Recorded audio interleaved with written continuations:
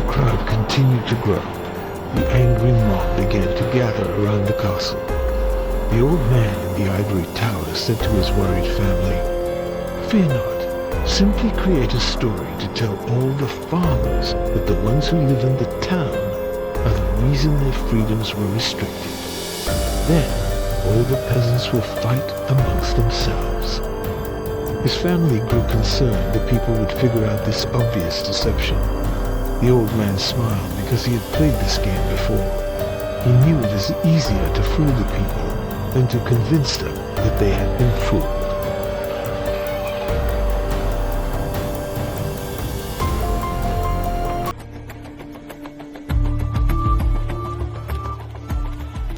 Our society is intentionally being pitted against itself right now.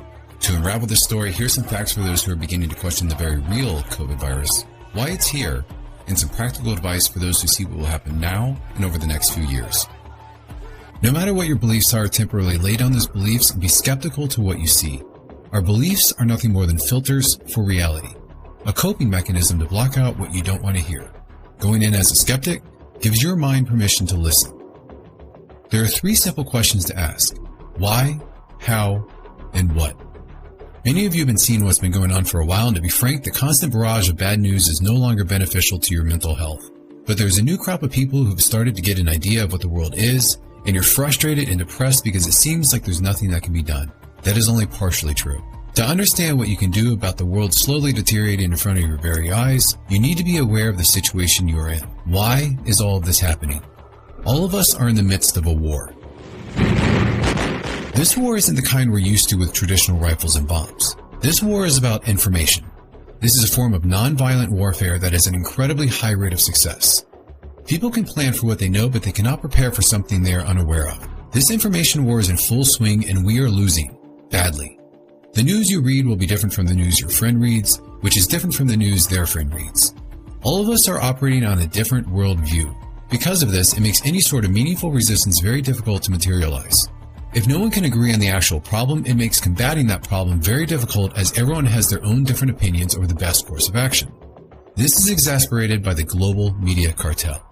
If you have dipped your feet in that rabbit hole, you should be aware by now that the entirety of the mainstream media is just another arm of the unelected intelligence community. While this is getting worse lately, it has been this way for over 50 years. You have people who submit pieces to American journals. Do you have any people paid by the CIA who are working for television networks? This, I think, gets into the kind of getting into the details, Mr. Chairman, that I'd like to get into in executive session. Do you have any people being paid by the CIA who are contributing to the national news services, AP and UPI? Well, again, I think we're getting into the kind of detail, Mr. Chairman, that I'd prefer to handle in executive session. Literally everything you see on any mainstream media source, be it news, Netflix, billboards, magazines, YouTube videos, advertisements, or cable TV shows, are controlled and deliberately released to provoke certain reactions from you and everyone else. Virtually everything your mind is consuming. Through this, they are able to control the global conversation. Whatever the media cartel is talking about, we assume everyone else is talking about it. Through the use of repetition, the opinions they present to us we think are everyone else's opinions, or at least the majority. The sharing of biased and false news has become all too common on social media. More learning from reality. Unfortunately, members of the media platforms persist their own personal bias and agenda to control the executive, and this is extremely dangerous to our democracy. This is extremely dangerous to our democracy. This is extremely dangerous to our democracy. This is extremely dangerous to our democracy. This is extremely dangerous to our democracy. This is extremely dangerous to our democracy. This is extremely dangerous to our democracy. This is extremely dangerous to our democracy. This is extremely dangerous to our democracy. This is extremely dangerous to our democracy. This is extremely dangerous to our democracy. This is extremely dangerous to our democracy. The majority of these media platforms are there for nothing more than to parrot whatever message is demanded by the biggest contributor. Amazon has transformed its operations in response to COVID-19 to protect employees and keep packages flowing. The company is keeping its employees safe and healthy while still delivering those packages to your doorstep. Keeping its employees safe and healthy. The company is keeping its employees safe and healthy. Keeping its employees safe. Millions of Americans staying at home are relying on Americans staying at Amazon. And that is how it works. It's like a house of mirrors, where you're seeing the same thing over and over and over again, except it's distorted. This division of inaccurate information divides us against one another. The truth is, most of us aren't buying into it. But because the global conversation is constantly talking about the same subjects throughout different mediums, we think that is what other people's beliefs are. We get stuck in a groupthink mentality, something science, many decades ago, has proven to be very powerful. This has the very unfortunate effect of changing the thoughts and feelings of many people so that they fall in line with the conversation. The subject denies the evidence of his own eyes and yields to group influence.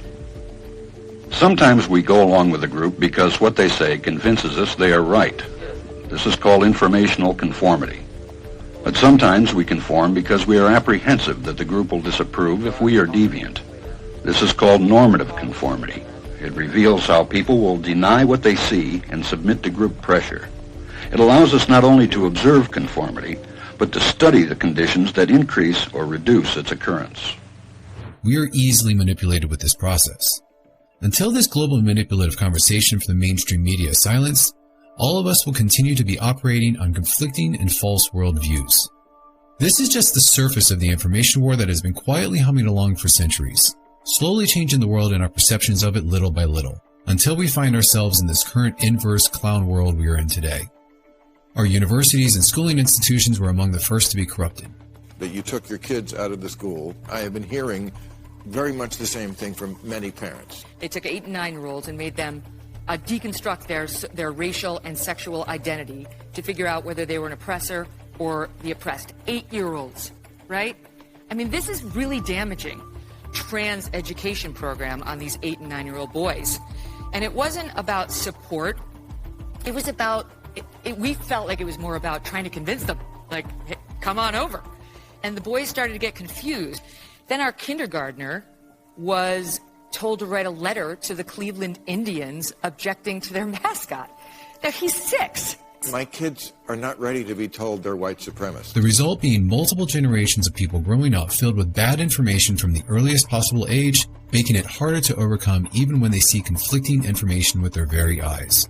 Science has degenerated from a pursuit of data, logic, and reason to a dogmatic edifice of almost religious belief systems. Information has become more abundant, while actual education has done nothing but decline over the decades. The modern human being has no idea where their food comes from, how their laws work, and that their money is based on absolutely nothing more than faith. We live as consumers only given the requisite information to part with our dollars to whomever pulls at our emotional strings the best. We have been manipulated into long workdays specifically because it makes for a purchase-happy public. Keeping our free time scarce means people pay a lot more for conveniences, gratification, and any other relief they can buy. It keeps us watching TV and its commercials, and it keeps us from following our ambitions. We have been led into a culture that has been engineered to leave us tired, hungry for indulgence, and willing to pay a lot for conveniences and entertainment while we're vaguely dissatisfied with our lives so that we continue wanting things that we don't have. We buy so much because it always seems like something is still missing. We have no idea what we are as a species and have been filled with nothing but bad information that comes apart at the seams once you peel back the layers and apply even a hint of scrutiny. Why don't we know all of this? Why weren't we told in the schools or the media?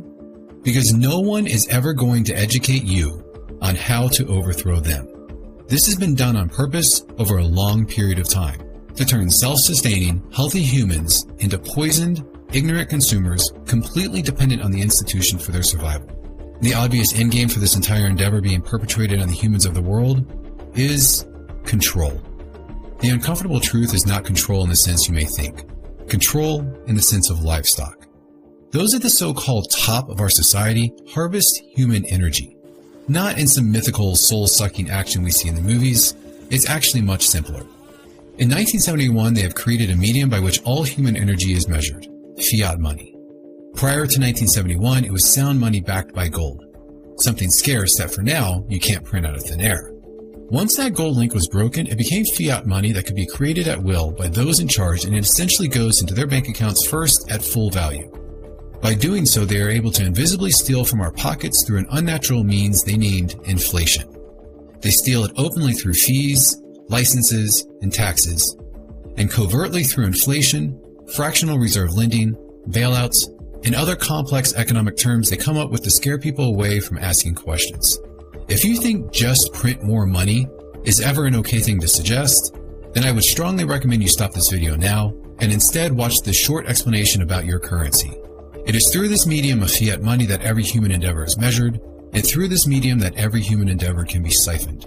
When you create a new piece of technology, a new technique, or provide a service, everything we do, we trade for fiat money.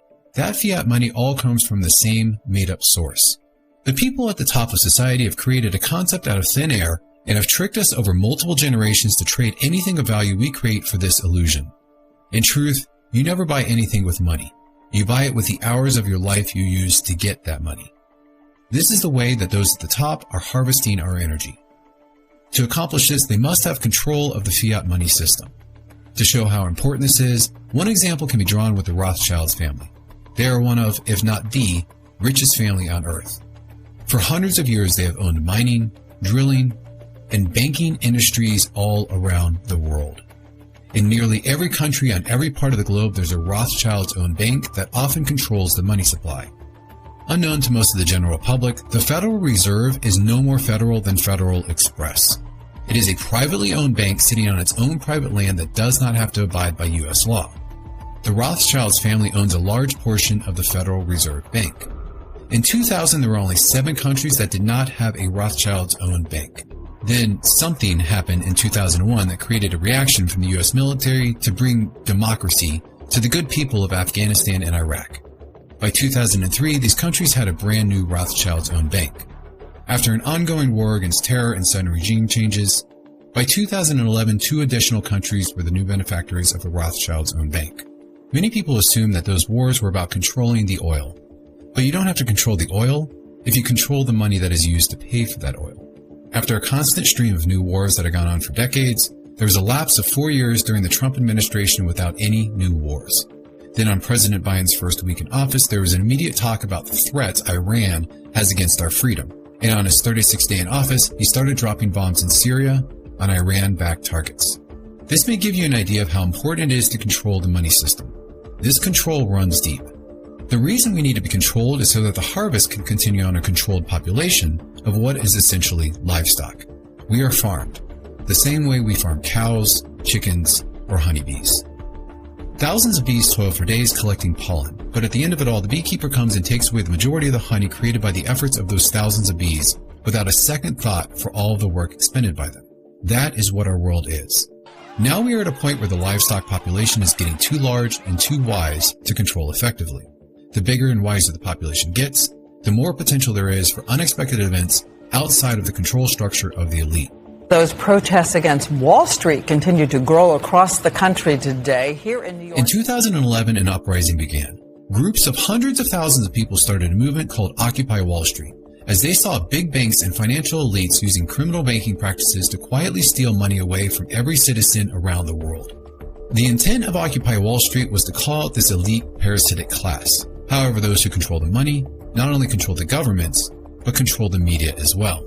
They fought back and used their media influence to misdirect the problem that people were seeing of the elite to a problem of race. The media simply changed the topic of the global conversation, a tactic you'll see again and again. The mention of news about Occupy Wall Street dramatically started to plummet as the cultural problem of racism suddenly surfaced. This turned the cameras off of the elite and pointed the lenses between the citizens. The purpose of setting the population against itself is to deflect everyone from issues that could unite them. A very old divide and conquer technique. With this distraction, a plan that started in 1996 continued in motion. The plan comes with many names. It is put on by a handful of billionaires and powerful groups that have been in the shadows pulling the puppet strings for decades. Among them are the World Economic Forum,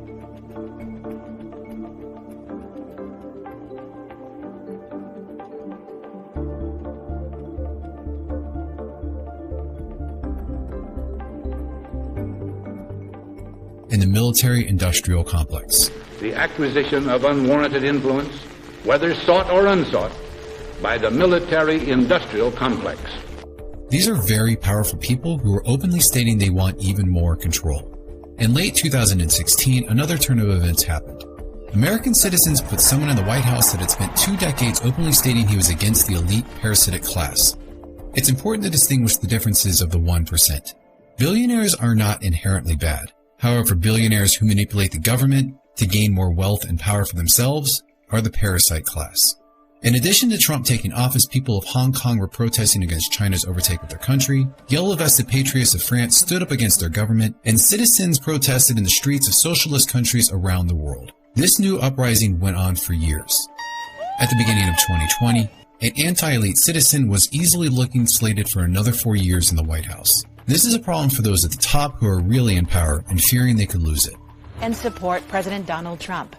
Organizers called it the largest parade in the lake's history. A major war used to be the ideal way to reduce the population and gain more control, but with today's technology, weapons such as nuclear bombs pose a threat even to the elite parasitic class. So instead, they implement a more subtle way to cull the livestock and merely wait 2 or 3 generations. Because what we innocently consume could be harming us. By that time, only a small percentage of the population will be able to meaningfully procreate. Most likely the wealthier that were able to avoid the traps set for the poor, which make up the majority. Because the energy harvesting medium rewards those who are higher producers, this ensures the bottom rungs of society will be removed from the general body of livestock, and more refined energy can be harvested without the wastage of natural resources in order to keep such a large population of livestock alive. Those who say they have as much money as God often feel they have the right to play the role as well. Even with all this trouble of losing control, humans are still useful, for now, but a cull must be initiated. The cull has been in fact going on for decades and is the slow poisoning of the human species. Through poisons, pesticides, aerosol sprays, injected toxins, subsidized additives, and more, the human being is becoming sick and made infertile. This is due to the increasingly large amounts of foreign and toxic substance that accumulate in our body. The result is poor health, increased reliance on medicine, and sterilization. Give an honest look at the amount of unhealthy human beings that are that way because they did or ate something they did not believe to be directly harmful to them. This has been working for decades, but in the last few years, those at the top were losing control, so things needed to move quickly. This actually tipped their hand and now millions of people are catching on to the game. This is the unfortunate reality we are in. It is this way because we choose to allow it. Our current system leads to moral decay because as life gets more comfortable, people indulge in more distractions to avoid pain. Values deteriorate, and in the process, people become more childish and self-centered, resulting in the citizens turning on the democratic system itself, the same system that protects the freedoms they now use in order to tear that system down. Once childish values take over, people no longer want to endure any kind of uncomfortable pain for the sake of greater freedom or prosperity. What they want instead is a strong leader to come make everything right at a moment's notice. They want instant gratification. They want a tyrant. What's happening in America right now and around the world is nothing new in terms of the structure of the plan. It's been used many times in many countries.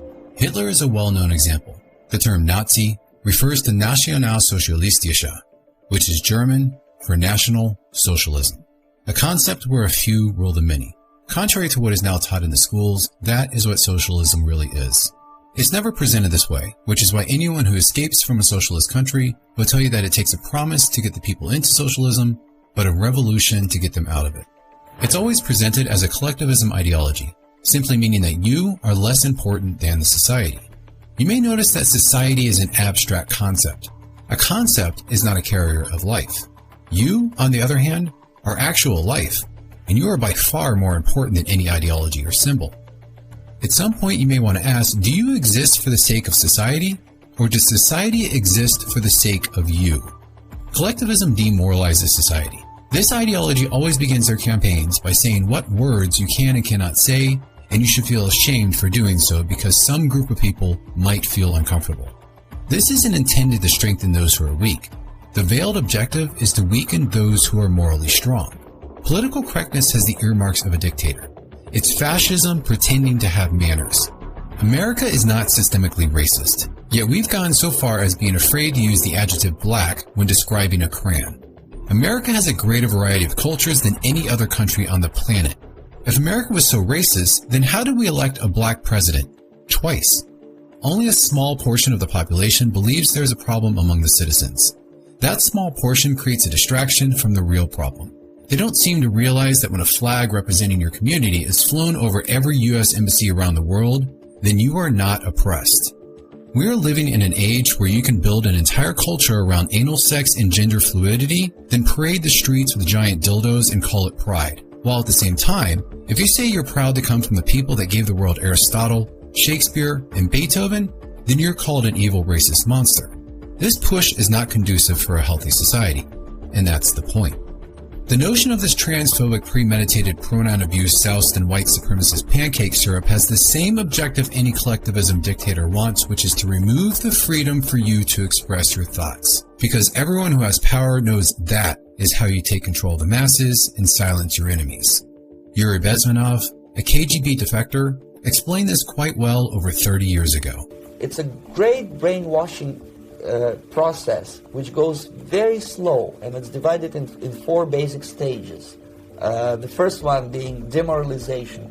Exposed to the ideology of the enemy is being pumped into the soft heads of at least 3 generations of American students. Most of it is done by Americans to Americans, thanks to lack of moral standard. A person who was demoralized is unable to assess true information. The facts tell nothing to him. When a military boot crashes his balls, then he will understand, but not before that. That's the tragic of the situation of demoralization. The next stage is destabilization, and it takes only from 2 to 5 years to destabilize a nation. The next stage, of course, is crisis. It may take only up to 6 weeks to bring a country to the verge of crisis. And after crisis, with a violent change of power, structure, and economy, you have so-called the period of normalization. It may last indefinitely. This is what will happen in the United States if you allow all these schmucks to bring the country to crisis, to promise people all kind of goodies and the paradise on earth, to destabilize your economy, to eliminate the principle of free market competition, and to put a big brother government who will promise lots of things, never mind whether the promises are fulfillable or not. Your leftists in United States, all these professors and all this, they are instrumental in the process of the subversion only to destabilize the nation. When their job is completed, they are not needed anymore. They will be lined up against the wall and shot. For one to use this collectivism ideology to claim themselves a ruler over a population, they would first initiate a problem for the people. Weapons of mass destruction. Then they get a reaction from the people to do something about it. Not only was Saddam supposed to be there, then offer a solution to the problem they created. This is called the Hegelian dialect. Problem, reaction, solution. This tactic is used over and over throughout the process of the takeover. The structure of the takeover is simple. Use money to buy, influence, or blackmail highly positioned people in big corporations, politics, and media. Cripple the middle class economically so they no longer have power. Offer a dramatically increased dependency on the government as a relief from the economic hardship created by the government. Remove freedoms one by one, trading them for the promise of money and gifts from the government. Set up a militarized police state to ensure the new normal will be long-lasting. And finally, once the controls are fully implemented and the citizens are dependent on the new system with no means of fighting back, the governments and those really in power will start to remove the entitlements they promised you. After a few years of free money known as universal basic income, there will be an ever-widening gap between the classes. Those receiving the free money will no longer be the poor. They will eventually be reclassified as the useless class. And we all know what is done with something useless. But this is America, right? The land of the free. After hundreds of years, still the #1 reason people come to this country is freedom. That couldn't happen here. Well, the truth is, every country in the world was free. Before, it wasn't. America will only be free if we keep it that way. The structure we are in now has been done over and over to countries throughout history, only this time, America is among those countries, and many people are unaware of the history. And the president outlined his vision of a new world order, in which the U.S. would participate. There is a new world government coming your way, and they are already making promises of basic income, medical care, and more. You can see the structure playing out. With this new world governance, you will have to give up all your rights and freedoms at the beginning of the deal. Then they promise to deliver their part of the deal after you do all of that. They promise. For decades, nearly every candidate for president has been associated with one of those groups. So whether you voted for Republican or Democrat is irrelevant because they're a part of the same corrupt system of a shadow government. It's like changing the hood ornament of the car that's about to run you over. It makes no difference. However, the citizens will never revolt against those hiding in the shadows if they continue to be fooled by an illusion of choice every few years. A lot of people say they didn't particularly like Trump, but they loved and respected what he did for this country and for the world. His actions showed he is not a part of the shadow government. That's validated even further when you watch the media. This guy is the worst ever. He is the worst president we have ever seen. Period. He is not only the media, which is owned by these groups, berate and brainwash hate towards him year after year. This video isn't about Trump, but he's a good reference because when you see who benefits from the situation, you'll discover the true agenda. Doing so, you'll find that if Hollywood, the media, the major universities, or the news are all saying the same things you believe in, then when you protest in line with their beliefs, you are not a part of the resistance. You are an unpaid worker for the criminal elite. After the first failed attempt at impeachment, to ensure Trump could no longer stay in office, and the many protests around the world abruptly stopped, a virus was released. You know by the name of COVID-19. While the virus is just as real as billions of other viruses we fight every day, the reporting on COVID has been very unethical. This was done to manipulate the population, to force us to live in fear, because a mind full of fear has no room for its own thoughts. Various agencies ensured a large number of deaths to be reported by simply switching the word of to the word with. Some countries are recording that as a heart issue or a kidney issue and not a COVID-19 death. If someone dies with COVID-19, we are counting that. By doing this, the hospitals benefited by acquiring additional free government funding for suggesting the patients may have had COVID at the time of death. Immediately, this was called another COVID death statistic, whether the individual ever had COVID or not. You might say, but I personally know someone who died of COVID. Do you? That's a very serious and legitimate question because I know someone who died of COVID and I know someone who I was told died of COVID are two completely different things. This is used to manipulate people to be more fearful so they'll be willing to give up more of their freedom. As soon as people were becoming wise to the fraudulent death tolls, the number of deaths dramatically dropped, but suddenly the number of COVID cases began to rise.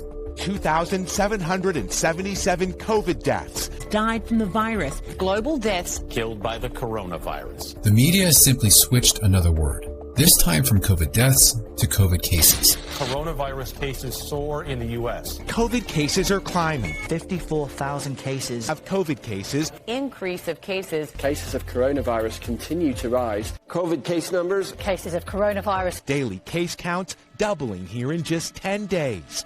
And we suddenly had a case-epidemic. The increase of cases is simply from incorrectly using a polymerase chain reaction test, or PCR. A system intentionally misused in a way to create a false positive as much as 95% of the time. That's why so many people were getting two tests on the same day from two different places and getting two different results. One reason the PCR tests are inaccurate is that they need to cycle the patient's sample 1 to 3 times.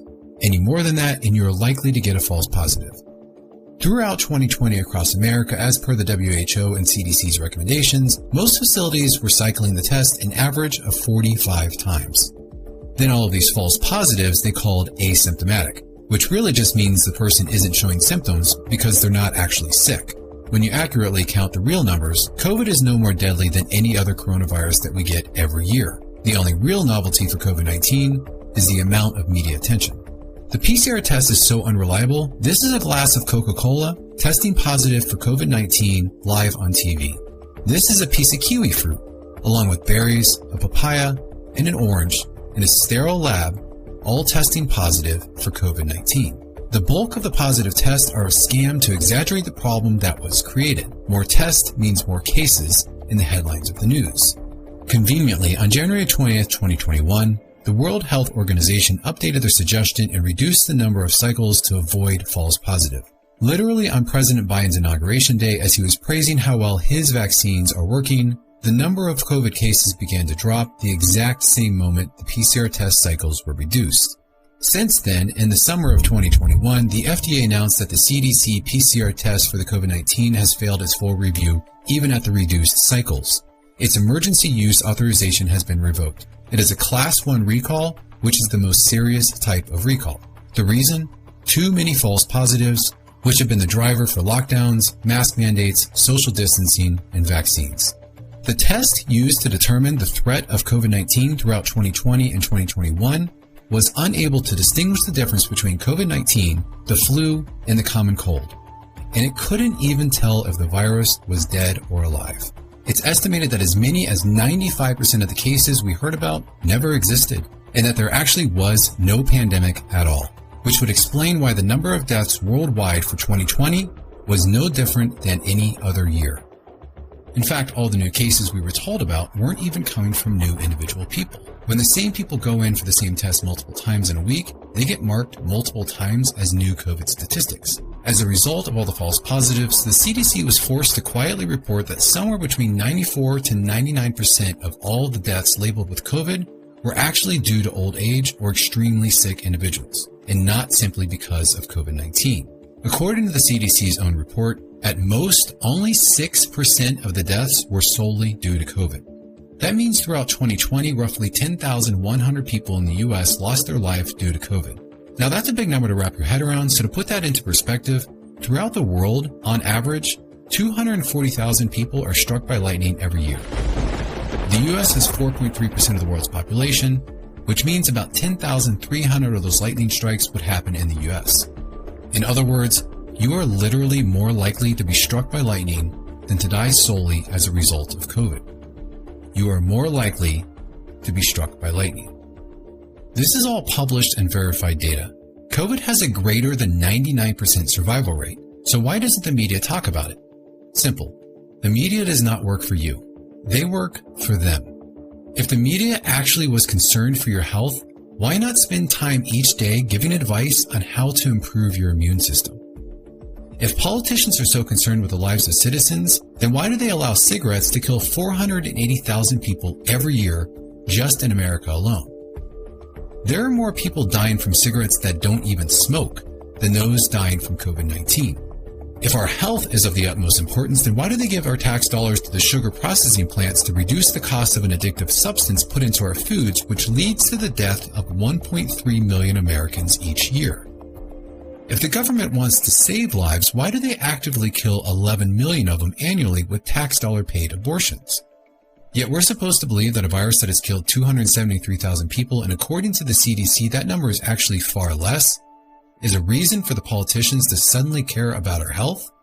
And they care about our health so much that they have to forcibly shutter small businesses and lock healthy citizens into their homes? When the police arrest and assault you for exercising in a gym, but allow you a trip to McDonald's for a Big Mac because it's essential, it's probably time to admit to yourself the current authoritarianism we are witnessing has nothing to do with keeping you healthy. So how do those at the top gain more control by pushing a false narrative about a virus? With our compliance. And that starts with a simple face mask. Masks absolutely have a place in society. If you have or are around those with a compromised immune system, then take every precaution. Studies show proper PPE can reduce the spread of a disease in these situations. However, blindly drawing a conclusion that if masks are smart to wear in an operating room, therefore we should always wear them in a grocery store, is a different story, and that inaccurate assumption is being used against society. If you feel sick with anything, stay home for a few days until you feel better. Otherwise, if you're healthy, don't wear a mask. If a store requires you to wear one to enter, shop somewhere else. In psychology, masks are a part of what's called the escalation of commitment principle, where once you comply with one small thing, you're 82% more likely to comply with the next more drastic thing. The mask or the small thing. When you walk around the grocery store, seeing everyone else wearing a mask reinstills the virus on your mind. Your subconscious doesn't understand language. It understands actions and emotions. When you constantly do a ritual of putting on some kind of mask, you are telling your subconscious, I'm the kind of person who wears this, so I must believe that the virus is a real threat. Putting on a mask is not only unconditional compliance to do what you're told, it helps you to fool yourself into believing a lie. This creates what is called the nocebo effect. You're likely familiar with the placebo effect, but there's also a lesser discussed, just as powerful nocebo effect. Proven over and over, this is where our beliefs and fears become symptoms and side effects. During one study, a series of healthy people took a fake pill and were lied to and told it was a type of chemotherapy. As a result of nothing more than their belief, within 6 days, 30% of the applicants who took the fake pill started physically losing their hair. What you choose to believe is incredibly powerful. In early 2020, a collectivism campaign declared you need to wear a mask for the safety of others. This deceitful campaign was untruthful, as their true agenda was aiming for compliance of the population by weaponizing empathy. Masks incite fear. Fear creates stress. Stress raises cortisol levels in your blood, which reduces your immune system, making you more likely to get sick from anything else, which would then falsely be tested as COVID. More tests means more cases in the headlines, which gives justification for additional mandated home isolation and forcing an untested substance to be injected into your bloodstream from the same people who would profit off of you if you were to get sick from that substance they created. The more cases in the headlines will prolong and double down wearing masks while the true virus of fear continues to spread. If you want to stop the spread of the virus, do your part. Turn off the news and take off your mask. The real thing your mask is covering up is a fraudulent banking system. Right now, people should not be walking. There's no reason to be walking around with a mask. When you're in the middle of an outbreak, wearing a mask might make people feel a little bit better. Just prior to the so-called pandemic, the CDC stated that masks don't slow the spread of any virus. The Surgeon General says masks are ineffective, and there has been study after study after study after study after study after study showing that masks don't do anything to stop the spread of the virus. Breathing in microscopic plastic particles all day from the N95 mask is causing lung and immune problems throughout the country, which are getting falsely counted as COVID. The cloth masks are even worse. Selling someone a cloth mask as a means to be safe from a virus, any virus, is like selling someone a sweater and telling them that it's bulletproof. Not only are cloth masks completely useless at stopping a virus, the moisture from your breath builds up on the cloth and attracts bacteria and viruses in the air, and it has been proven that wearing a cloth mask makes you actually more likely to get sick than if you weren't wearing a mask at all. To understand how ineffective masks are more clearly, the virus is significantly smaller than a molecule of visible vapor. As you can see, that vape, which has aerosols the same size as COVID-19 or larger, goes through and around a surgical mask. Now, if we take a cup mask and have a good look at it, notice it goes right through the mask easily and goes in every direction. A high-efficiency filter material straight through and around. It has no effect on the spread of aerosols. They go everywhere. The mask can't filter smoke or vapor from blowing everywhere, so they certainly won't stop a virus 100 times smaller from going right into someone's face. It's like putting up a chain link fence to try and keep out a mosquito. Even the better N95 masks say it doesn't work directly on the box. Those who realize that COVID is one of the biggest scams on the global human population are the people who are not wearing a mask. Polls have shown that the majority of those who don't wear a mask are not getting tested.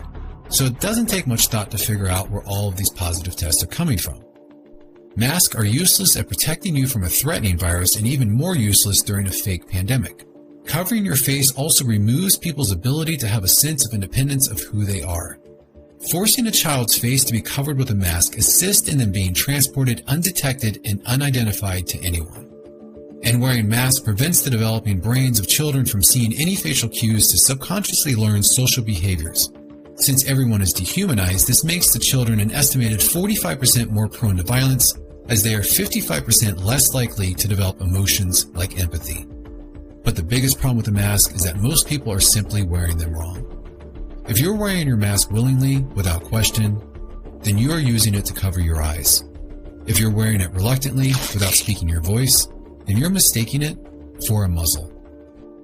The masks are a gateway to your compliance with the vaccine and eventually so much more than just forcibly tracking everywhere you go. Airlines airlines are openly stating that they will require you to show your vaccine identification papers. It is likely that those who do not receive the vaccine or the many required booster injections will be blamed for any new variant like Delta or Lambda affecting the population. Fueled by the highly contagious Delta variant and unvaccinated Americans, is becoming a pandemic of the unvaccinated. This friction within society was all planned, which is why we were all subjects to what psychology, marketing, and sales call priming. Seemingly out of nowhere, the phrase anti-vaxxer was the hot topic on every major media outlet in late 2019, about 6 months before the first case of COVID ever hit China. The reason to create opposition against the unvaccinated has nothing to do with the vaccine or the virus. It's about a digital ID rolled out based on the premise of a need to show proof of vaccination. If the population was all in favor of the vaccine, there would be no conflict and no reason for a vaccine passport. If society was all against the vaccine, then there would be too much resistance and no way of implementing a vaccine passport. You would need to have about 40% of the population to refuse to get vaccinated in order for the 60% to demand their normal way of life return. And if you've had both jabs, the Green Pass opens doors, giving you access to restaurants, hotels, and gyms. I saw a lot of young people that it was for them the incentive to do it. They wanted to come back to life, actually. More than a paper, green paper, it's just come back to life. Those who are vaccinated would need to believe the reason their life is altered is because of the unvaccinated people. I want to take off my mask. I want to be able to live my life with vaccination. And right now, I'm being impinged on by people who say, I don't want to get vaccinated. It's fine, but I want them to maybe have a limitation on where they can go and who they will become a very loud and angry group, which is the objective of anyone pushing the narrative. If you believe that most basic human liberties should be contingent on taking a product from a giant pharmaceutical company, then you are not liberal, progressive, or left-leaning. You are not conservative or patriotic. In fact, by the original definition, the only word that describes that belief is fascist. Don't get the vaccine, you can't go to the supermarket. Don't have the vaccine, can't go to the ball game. Don't have the vaccine, can't go to work. Our full-service restaurants to require that all staff members be vaccinated, and also to require that guests who want to dine indoors in our restaurants show proof that they've been vaccinated. Without intervention, the vaccinated will eventually believe that in order to be granted their life back, they will need proof of vaccination through a digital ID system, one that also tracks everything you do, includes speaking out against those in charge. This removes free and critical thinkers from society, leaving only an obedient class continuously willing to give up any freedom. It will create a perpetual cycle you will never get out of. It's a way to take your rights, freedoms, close your business, and take your wealth, so you become dependent on the government. If you're independent, the government works for you, like it's supposed to. If you're dependent on the government to give you a paycheck to feed your family every month, now the government rules you. Instead of a middle class, you end up only with a government upper class and the lower class dependents. In other words, you have a slave class. In a cruel twist of irony, those who fought to tear down America because of a brief history of slavery will themselves become the slaves. That is the intention of the plan, and it's almost painful to decide which is harder to watch. The current process of a global reset to our way of life as the wealthy and powerful gather all for themselves and wipe out the middle class, leaving nothing but a handful of rich and everyone else poor, or that so many people can't see it happening and think it's about a virus. The Holocaust didn't start with gas chambers. It started with one party controlling the media and deciding what was true. One party censoring speech and opposition. One party dividing citizens into us and them, then calling on their supporters to harass them. It started when good people turned a blind eye and let it happen. In parts of the world, they are already rolling out with the Freedom Pass, the Health Pass, and digital ID QR codes in order to move around the cities. They told me to go get checked. I went and got checked straight away. Therefore, in accordance with Section 62 of the Act, either you get no or you're going to get locked up. I need you to comply with this. Okay, if you're not going to comply with it, I'm going to arrest you. Look at this police over here, not wearing a mask. My sister's arrested for shopping for food with no mask, and there's people walking around with no mask. Look at this! My brother on the floor for nothing! The people sprayed the 12-year-olds! Fuck off! Get on there! Bring them! People sprayed a 12-year-old! A perspective perspective from Australian citizens in 2021 tells us the following. The Sydney lockdown has become extreme and downright scary. 6 million people in our city, and our peak case count at the moment is about 200, with 100,000 tested every day. Paranoia kicks in just to go get essentials and exercise. Police are patrolling shopping centers and suburban streets, looking to find and arrest people who are interacting, visiting their neighbors, or talking with people around them.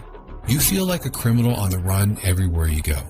You can't even speak out against it, or it gets you banned, shunned, or worse, they come knocking on your front door for a Facebook post. But it will also use a QR code to generate a health certificate that can be used to prove you're vaccinated. There are questions about how you will be able to prove you've been vaccinated. Ticketmaster announced they are requiring proof of your immunity if you want to go to a concert, a football game, or basically any type of event. Without that, you wouldn't be allowed into the venue. Just to clarify, you can have a deadly transmissible disease like tuberculosis, AIDS, influenza, chlamydia, gonorrhea, hepatitis, meningitis, or Ebola, and you can go into these bars or restaurants. But if you haven't taken your injection of an unproven experimental drug for COVID-19, then you are not allowed in. They don't ban convicted child rapists from government assistance, concerts, grocery stores, or airplanes, but they're banning all of these things from people who refuse to take a dangerous injection for an illness that 99.9% survive. People are pushing for this. It appears the crowd that has been advocating my body, my choice seems to be the majority of the same crowd encouraging the government and healthcare system to force a vaccine onto the population. There is some confusion when it comes to choice. This is healthcare. This is what a real healthcare system looks like. What most people are interested in, though, is sick care. It's something you turn to when you're sick. This is a sick care system. It is a business. And if you want to contribute to that business, that is your choice. Everyone is going to struggle. However, the beauty of freedom is that we all get to choose our struggle. With your health, you either struggle with discipline or you struggle with disease. Either way, it's a choice. The problem lies is when that choice is removed by fear of the population, allowing the big business of a sick care system to grow so large that they overtake the choice of the population with something like a forced injection.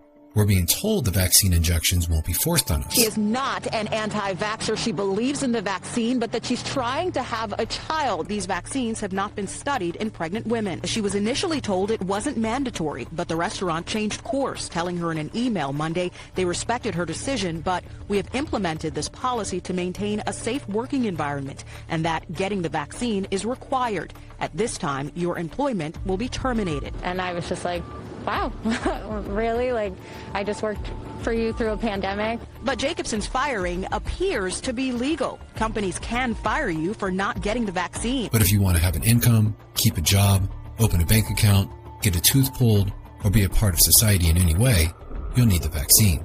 And multiple vaccines at that. That's not really giving anyone much of an option. And it's a slippery slope that is escalating quickly. Even when you consider herd immunity, the idea of forced vaccines simply does not pass the logic test. If you believe the vaccine will save you, then go get one. And according to you, you should be safe. Therefore, whether or not someone else is going to get sick from a disease should be of no consequence to your safety, as that was their choice not to take the vaccine. If you think somehow you're still unsafe after getting your vaccine, then clearly the vaccine doesn't work, and therefore no one should be taking it. So forcing an injection on someone else on either side of the argument doesn't make any sense, and having to explain why governments and the media are coercing perfectly healthy people to inject themselves with an untested foreign substance in order to win back their basic freedoms is an extremely dangerous precedent. The COVID injection is a new concept for a vaccine, an mRNA vaccine which actually in a way genetically changes your DNA. There is a lot of question about whether or not this is true, so to clarify, in order for a corporation to be listed on the stock market, often making them heavily scrutinized, they have to file documents with the Securities and Exchange Commission. According to the documents provided to the SEC from the vaccine manufacturer themselves, the mRNA vaccine is considered gene therapy. According to the Mayo Clinic, gene therapy is the delivery of nucleic acids into the patient's cell, altering the genes inside the body. Just to clear up one point, I mean, my understanding is that these vaccines do not modify your DNA or RNA. What we're being told publicly seems to be a little different from what's being said behind the scenes. But I do just want to make sure that I share some caution on this, because we just don't know the long-term side effects of basically modifying people's DNA and RNA to directly encode in a person's DNA and RNA, basically the ability to produce those antibodies, and whether that causes other mutations or other risks downstream. This new vaccine was rushed into production without the standard procedures. After 100 years, the cold is still around, cancer is still rampant, and on average, flu vaccines are only 28% effective. But somehow, in about 8 months, these corporations nearly perfected a COVID vaccine with a 95% effective rate. No evidence to support that claim, no long-term studies see what will happen to us in the coming years, and legally you cannot sue or hold them responsible if something horrible does happen to you. Pfizer and Moderna are the leaders in the COVID vaccine race. Moderna has never made a vaccine before, ever. That's something that usually takes years of clinical testing, and they went from idea stage to injecting needles into people within 8 weeks. Prior to the release to the general public, Moderna did a rollout of 45 trial patients, and all 45 of them had severe adverse reactions, lots of pain, immediately after getting the injection. To overcome this inconvenience, Moderna reduced its potency now given to the general public, which is why you are required multiple shots. Shortly after this, they announced the consideration of a Band-Aid type of device that you'll attach to your skin. You watched lots of people get shipped off to the death camps. Right. I was 14 years old. And I would say that that's when my character was made. It's notable to mention that Moderna's ownership and interest are that of George Soros, a former Nazi from Germany, and former Microsoft owner Bill Gates, who has ties through Gavi and the NIAID with Anthony Fauci. The Band-Aid device known as the quantum dot tattoo has what are referred to as tiny fangs, which were developed after studying the fangs of a viper snake. These small snake fangs attached to you will slowly inject an enzyme Moderna patented and decided to call luciferase. This luciferase enzyme will be a type of mark on you and going throughout your blood that will be trackable to ensure you are constantly taking the vaccine. This DNA-altering serum is not something you can see or feel, but it is photoreceptive, so you can verify the vaccine with something simple like a smartphone and an app where it will light up under your skin and have a unique pattern just for you. Like a barcode. It's assumed and plausible that at some point you'll need this in order to buy or sell goods. This, of course, is for the safety of the public. Most people who are unaware of this will take this new type of vaccine willingly. This is even with a substantial amount of evidence showing that one thing the COVID vaccine and the COVID virus have in common is that they were both created in a lab. The beginning of wisdom is to call things by their proper name. The Department of Defense is the Department of War.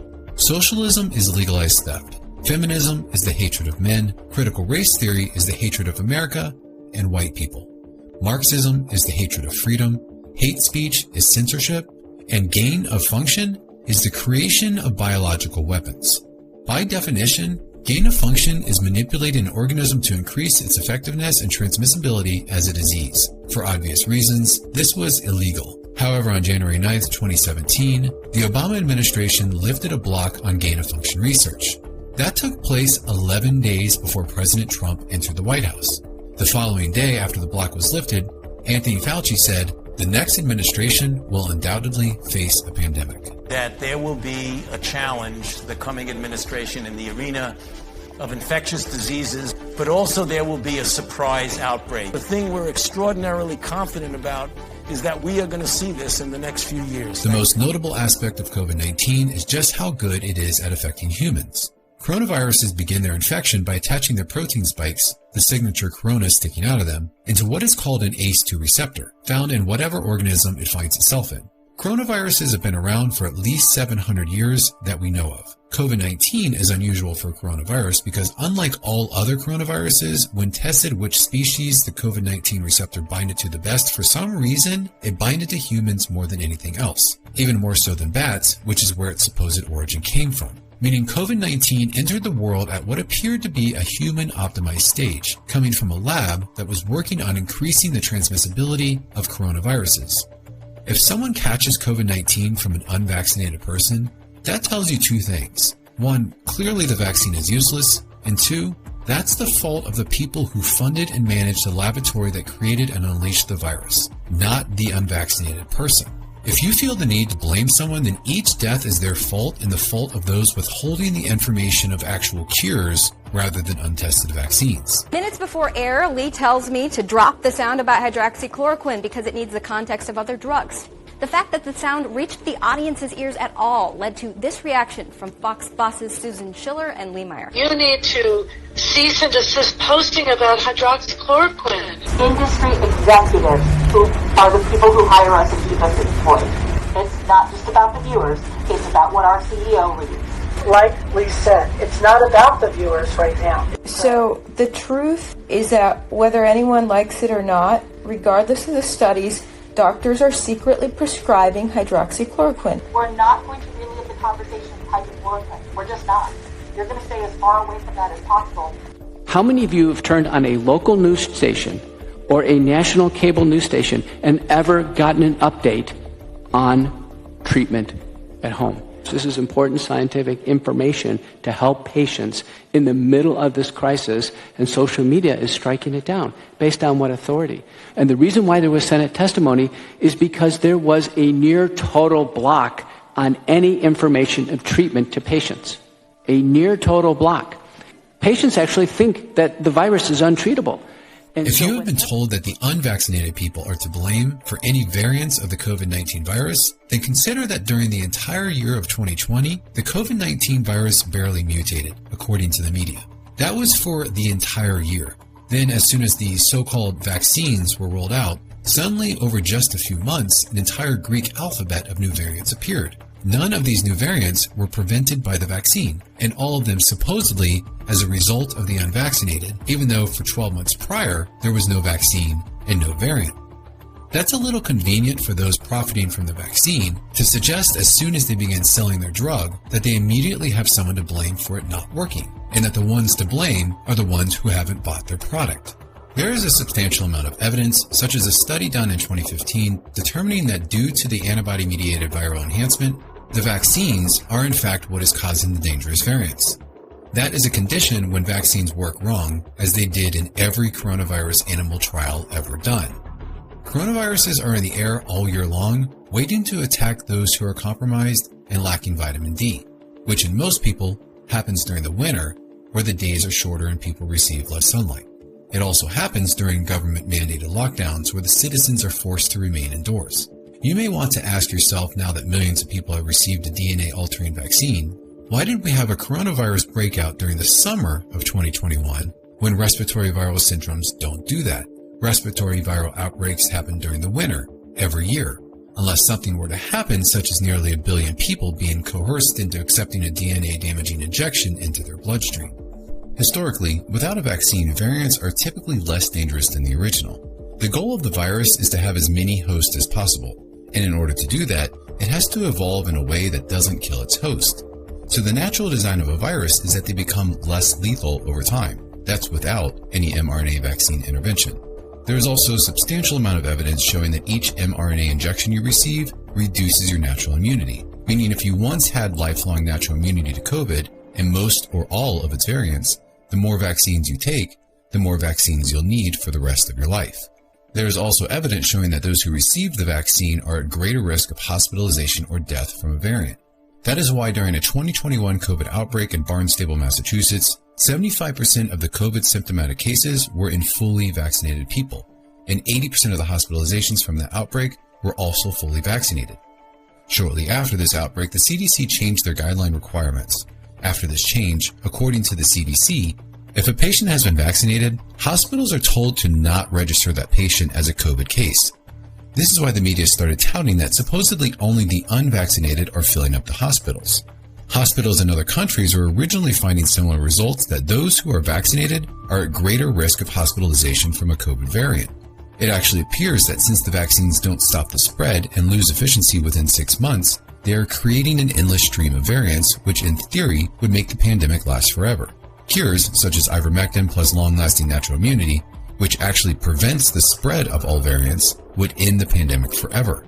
However, that wouldn't be profitable for Big Pharma. This business model would almost seem intentional. The pharmaceutical industry doesn't make much money on cures. They make money on treatment because treatment, like a vaccine that needs boosters, is repetitive, long-term, and has multiple sales. They also increase their sales when they can give it away for free to the general public because the state and federal governments are using tax revenue to pay for it. We already know with certainty that information on cures was withheld.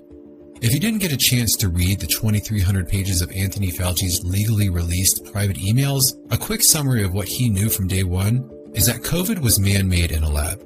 His gain-of-function money funded it. Hydroxychloroquine is effective and safe. Asymptomatic spread doesn't occur. Masks are completely useless with the virus, and Anthony Fauci was talking with big pharmaceutical companies about vaccines while talking with big tech about censorship of cures. Anthony Fauci's institute, the NIAID, receives money from two sources. The first is by lobbying Congress. The second is from royalty payments from Moderna and various other pharmaceutical industries. Whether you paid directly for your COVID test or vaccine, it was subsidized by the government. People such as Anthony Fauci are profiting a substantial amount of money as a result of the masses believing in a pandemic. This is part of the evidence suggesting those involved with the gain-of-function biological weapon research that led to the development of the COVID-19 virus are the same ones profiting from the mRNA injections. So what is mRNA? mRNA is a messenger ribonucleic acid. The injection delivers a synthetic, inorganic molecule that programs your cells to synthesize pathogens that your immune system will constantly have to fight off for the rest of your life. Your immune system has a limit to what it can handle. Say you're allergic to gluten and also allergic to pollen. A little gluten and you're okay, a little exposure to pollen and you're okay, but too much of one or a combination of both and your allergies flare up. Your immune system simply caps out. More than just allergies, the same happens with infections. Being injected with an mRNA designed to always create a virus in your system can eventually cause your immune system to become overwhelmed and more vulnerable to other diseases. This is otherwise known as antibody-dependent enhancement or immunodeficiency. This makes attributing a death to the vaccine even less likely in the future, as the cause of death will be reported as the various other diseases the patient died from because the mRNA injection is capping out their natural immune system.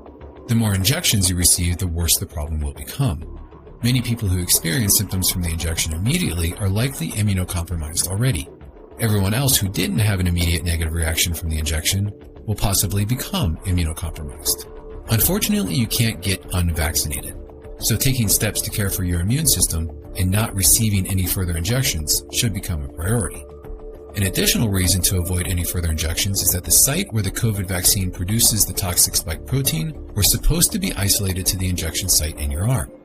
As it turns out, what we learned from the mRNA data obtained by a Freedom of Information Act request is that within 48 hours of receiving the injection, the toxic proteins are carried throughout your body, including going so far as penetrating the blood-brain barrier, something even a virus can't do.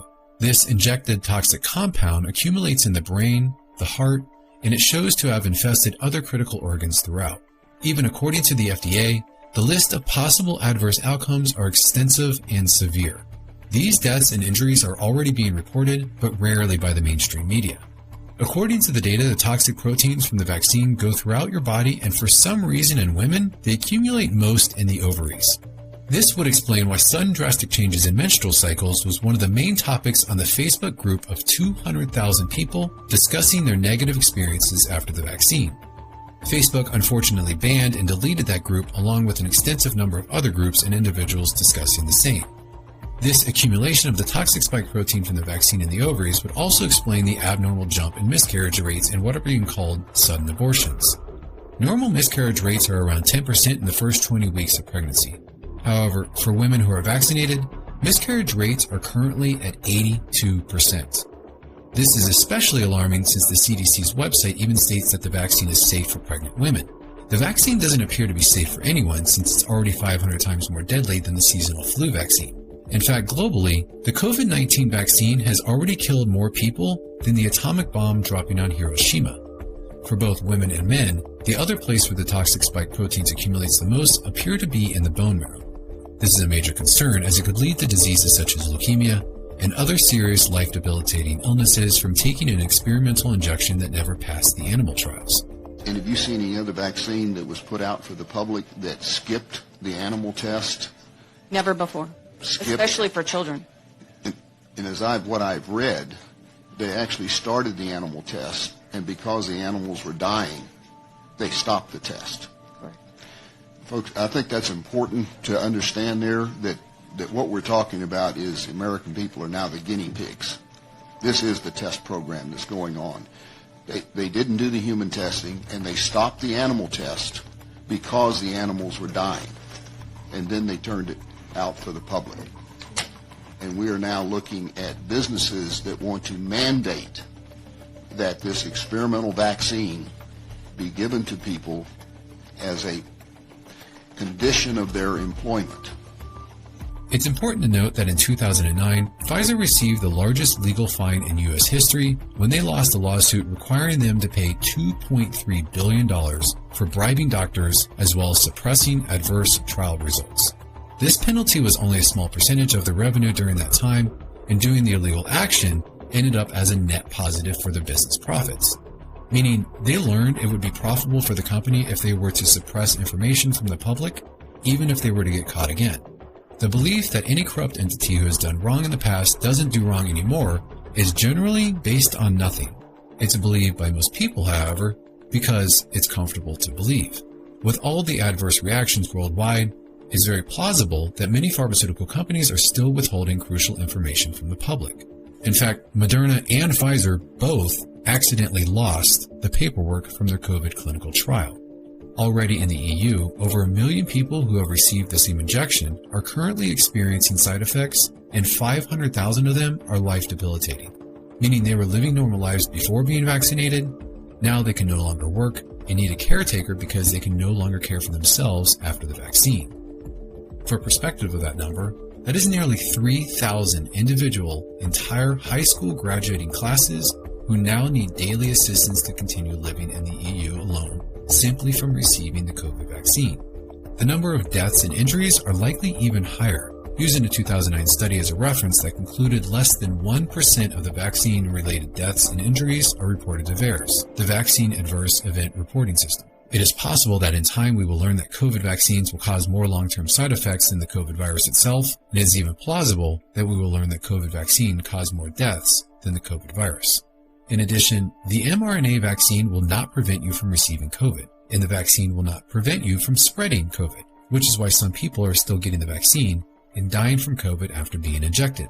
All the clinical trials proved was that the injections reduced the risk of mild COVID-19 symptoms like coughing or muscle pain. That's it. How do we know this? Pfizer, the manufacturer, tells us.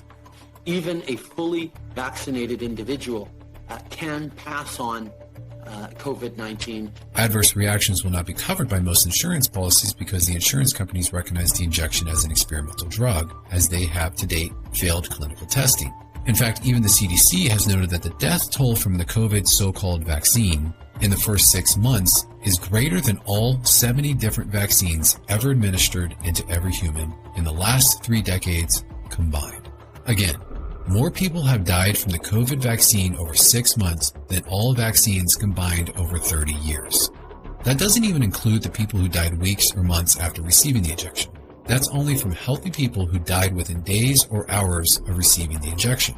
The immediate deaths in humans are a similar result the mRNA vaccine saw while testing in animals. A Johns Hopkins professor noted that 50% of the entire population of adults already has a natural immunity to COVID-19 and other coronaviruses. Long-term studies suggest that natural immunity will last an adult for the rest of their life. However, an mRNA injection will require you to receive another injection into your body every 6 to 12 months, making billions of dollars in profit for the pharmaceutical companies. Pfizer has already been making a substantial increase in profits. They made nearly $19 billion in the second quarter of 2021 alone. Obviously, huge profits came from the COVID injections. We know, however, that common side effects of the COVID injections are dangerous blood clots and serious issues of cardiomyopathy. Pfizer's profits in the second quarter were dramatically increased not only from the COVID injections, but also when their drug Eliquis rose 13% and Vyndaqel rose by an astonishing 77%. Eliquis is used for treating blood clots, and Vyndaqel is for cardiomyopathy. Those profiting from the fear of the virus are also profiting from the treatment of an even deadlier problem they created with the vaccine. For children, the risk of reproductive sterilization and lifelong debilitating diseases seems to be even greater. Teenage boys have already seen a 2,500% increase for the possibility of myocarditis, which can lead to heart failure and death. We have learned that children already have a natural immunity to COVID since their blood contains memory B cells that bind to the COVID virus. The results of these studies found a prominence of early childhood B cells and cross-reactivity for future responses to novel pathogens. Studies have also shown that there is no evidence of asymptomatic spread of COVID through children, so there is no benefit to vaccinating a child as children are not at risk for injury or death from COVID, but are highly at risk for injury or death from the vaccine. In fact, according to Dr. Michael Yaden, the former vice president of Pfizer, children are 50% more likely to die from the COVID vaccine than from the virus. Regarding studies, here are the studies done to see how the mRNA injections react to other drugs you may be taking. Well, there are none. Here are the studies done on toxicity. None of those either. There are also no studies on genotoxicity to see if these chemicals damage your DNA. No carcinogenic studies to see if the mRNA will cause cancer.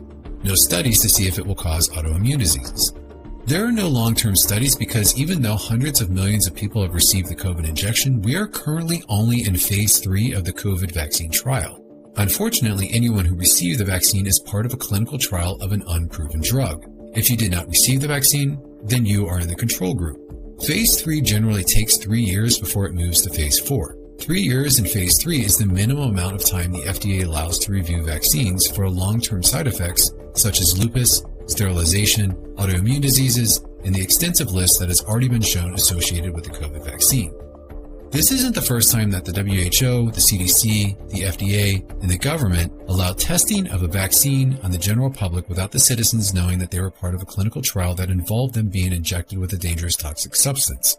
In 1976, some of the mainstream media had journalistic integrity and alerted the citizens of the problems with the safety recommendations from the government officials.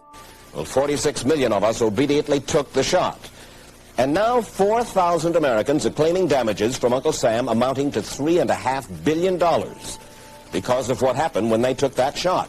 By far the greatest number of the claims, 2/3 of them, are for neurological damage or even death.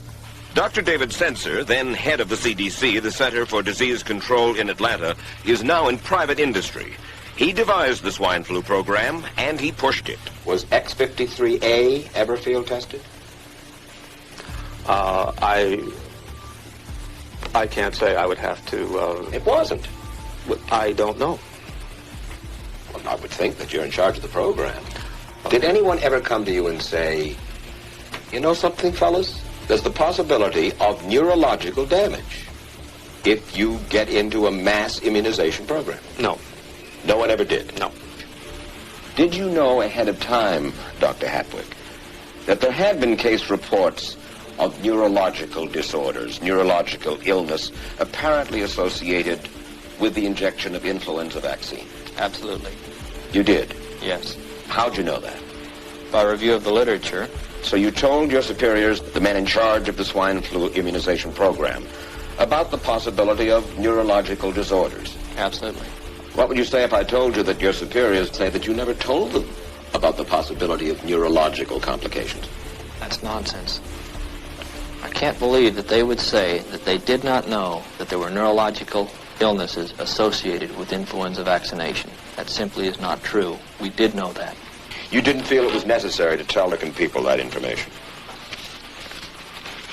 I think that over the years we have tried to inform the American people as fully as possible. I told Judy to take the shot. She wasn't going to take it, and she never had shots. And I'm mad with my government because they knew the facts. But they didn't release those facts because if they had released them, the people wouldn't have taken.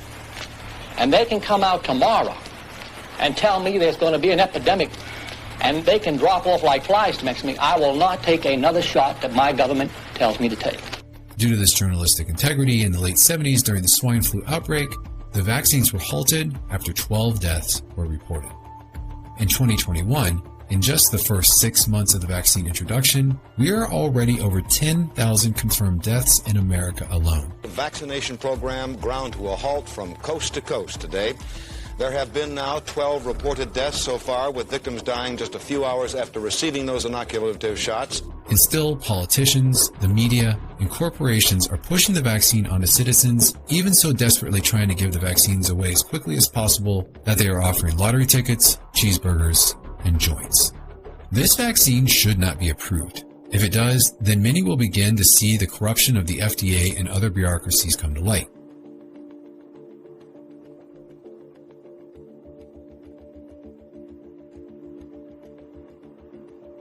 In 2020 and early 2021, it has what's called EAU, or Emergency Use Authorization. In order for it to have the EAU status, one of the requirements by law are for there to be no other approved treatments. For a pharmaceutical company to profit billions from an unapproved vaccine, one thing they would have to do is simply discredit any other treatments. A combination of hydroxychloroquine, zinc, and vitamin D have shown to be a very likely cure for the man-made COVID-19. In fact, for a cure to normally be taken seriously by the medical community, they would need a case study that is peer-reviewed. For hydroxychloroquine and other treatments like ivermectin, there are literally over 300 peer-reviewed studies for these drugs. These studies prove overwhelmingly they are extremely effective at treating infections like COVID-19 and its variants.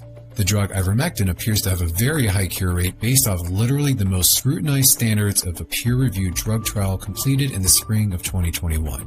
Ivermectin has been used for decades and with the proper dosage has been shown to be extremely safe. Using ivermectin on COVID-19, it appears to not only prevent a person from getting COVID, but it also cures them as well if they already have it. The only downside with ivermectin is that the patent ran out over a decade ago and the average prescription cost $12, meaning it's not profitable. This is a main driver why cures such as ivermectin are being suppressed. Many doctors are unaware of ivermectin being a likely cure. Does this mean that doctors are nefarious or ignorant in some way? No. It has to do with liability.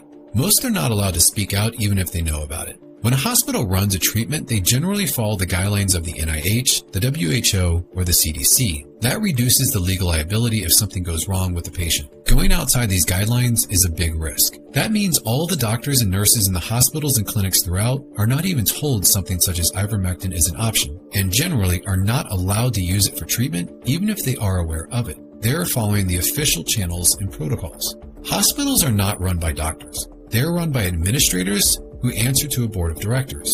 Without turning a profit, the hospital would no longer be around. So avoiding lawsuits and billing the insurance companies as much as possible is common throughout the industry. That again isn't saying nurses and doctors are bad or corrupt. Even the hospitals aren't necessarily bad or corrupt. In fact, you only need a handful of corrupt people to prevent the safe and proven treatments such as ivermectin from being out in the public while pushing an unproven yet profitable vaccine on the citizens of the countries around the world.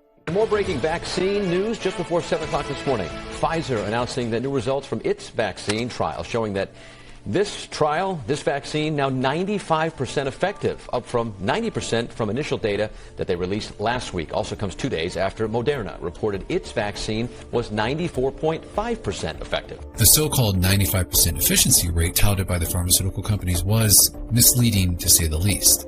A peer-reviewed study by The Lancet confirms the vaccine efficiency of 95% reported by the vaccine manufacturers was referring to relative risk reduction, rather than absolute risk reduction, as would be standard. Your actual risk of reduction of getting COVID after the vaccine has then been reduced by 1.2% with Moderna, 1.2% with Johnson & Johnson, and by less than 1% with Pfizer. Meaning after you receive the vaccine, on average, you are 99% just as likely to get COVID. This raises 3 questions. By getting a vaccine, how would you be helping other people? If you have natural immunity, as 50% of the population likely does, why would you still be required to get the vaccine? And if the vaccine doesn't stop the spread, why would you need a vaccine passport? Once you've applied a moment of critical thinking, you'll find anyone advocating these requests is either uninformed, irrational, or has an ulterior motive for suggesting everyone should be vaccinated. Let's summarize this by crunching a few official numbers. The Pfizer NNV is 117, meaning 117 people need to be vaccinated to prevent one COVID case.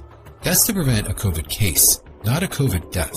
Since the median survival rate of the virus itself is 99.86, that means 999 out of 1,000 cases survive. So you would need to prevent 1,000 cases to prevent one death. That means you would need to vaccinate 117,000 people to save one life. By the first half of 2021, about 134 million people in America have been fully vaccinated. So far, 10,355 people have died in the first 6 months of 2021 in the U.S. alone. That means 56 people a day are dying immediately after receiving the vaccine. Due to underreporting, that actual number of deaths is likely significantly higher, and officials and CDC whistleblowers estimate it to be at 51,800. But we'll continue with the officially released numbers. 134 million people vaccinated divided by 10,355 official deaths from the vaccine results in 12,940. This means COVID vaccines kill, at a minimum, 1 out of every 12,940 people that are vaccinated. So if you vaccinate 117,000 people to save one life, 9.04 people would die from the vaccine. When you average all the age groups, you find that you are 904% more likely to die from the COVID vaccine than for it to save your life. That's bad enough with the official, deflated numbers. With a more likely estimate of 51,800 deaths, that means you are 4,520% more likely to die from a COVID vaccine than to be saved by one. And the likelihood of developing a lifelong debilitating disease is even greater. In addition to the harm on the individual, there are two major concerns about the COVID injection when it comes to society. First, this causes a reduction in the diversity of the gene pool. Essentially, you could say an mRNA injection makes an adjustment by attaching a receptor to a specific protein on your DNA. Currently, when any virus or disease spreads throughout society, some people may become ill or die while others don't. Among other things, this is because of the diversity throughout society where some people have a receptor for a virus and others do not. When everyone lines up to receive a similar mRNA vaccine, that reduces the diversity of the gene pool in society. This open receptor could then be exploited as a kind of backdoor to any virus, whether developed in a lab or created organically by nature. Either way, without any gene diversity in society, that virus would have the ability to wipe out an entire species. So using COVID-19 with a 99.8 survival rate as an excuse to do an experiment on billions of people leaving us vulnerable for a mass extinction doesn't seem wise for the continuation of a species. One has to ask why other countries such as China are not using an mRNA vaccine, but in the West, such as America, it's being pushed onto its citizens. If you've already had a vaccine, you can rest assured that your DNA is now changing. If you don't like the sound of that, then opposing society's pressure and saying no to further injections will help minimize its effects. The second societal concern about the rush to an experimental COVID vaccine has to do with getting back to normality. There is a very loud subset of people who don't want the pandemic to end because they like the attention for being the best at following the rules. They are also handed the biggest microphone, which extends the belief of a pandemic to the masses. As a result, there are other people out there that are allowing an injection of an experimental drug fully knowing the risk of potential reproductive, neurological, and autoimmune diseases. This is not a game. These are serious risks that go even beyond our health. The societal concern is that millions of people are already willing to do anything to get back to normal in a more familiar way of life. By doing so, we discover there is a steady escalation of requests. We are significantly beyond the notion of just 2 weeks to flatten the curve. The constant stream of fear from the media keeps us jumping through any hoops as we navigate shortages of basic supplies and new terms like social distancing designed to make us live in fear of our fellow citizens. We're constantly reminded of the virus by wearing a mask on our face at all times. Then we're told everything will be back to normal if we just lock ourselves in our home. Then, so long as we get a vaccine, we'll be all safe. Even though the vaccine is experimental and hasn't passed any animal trials.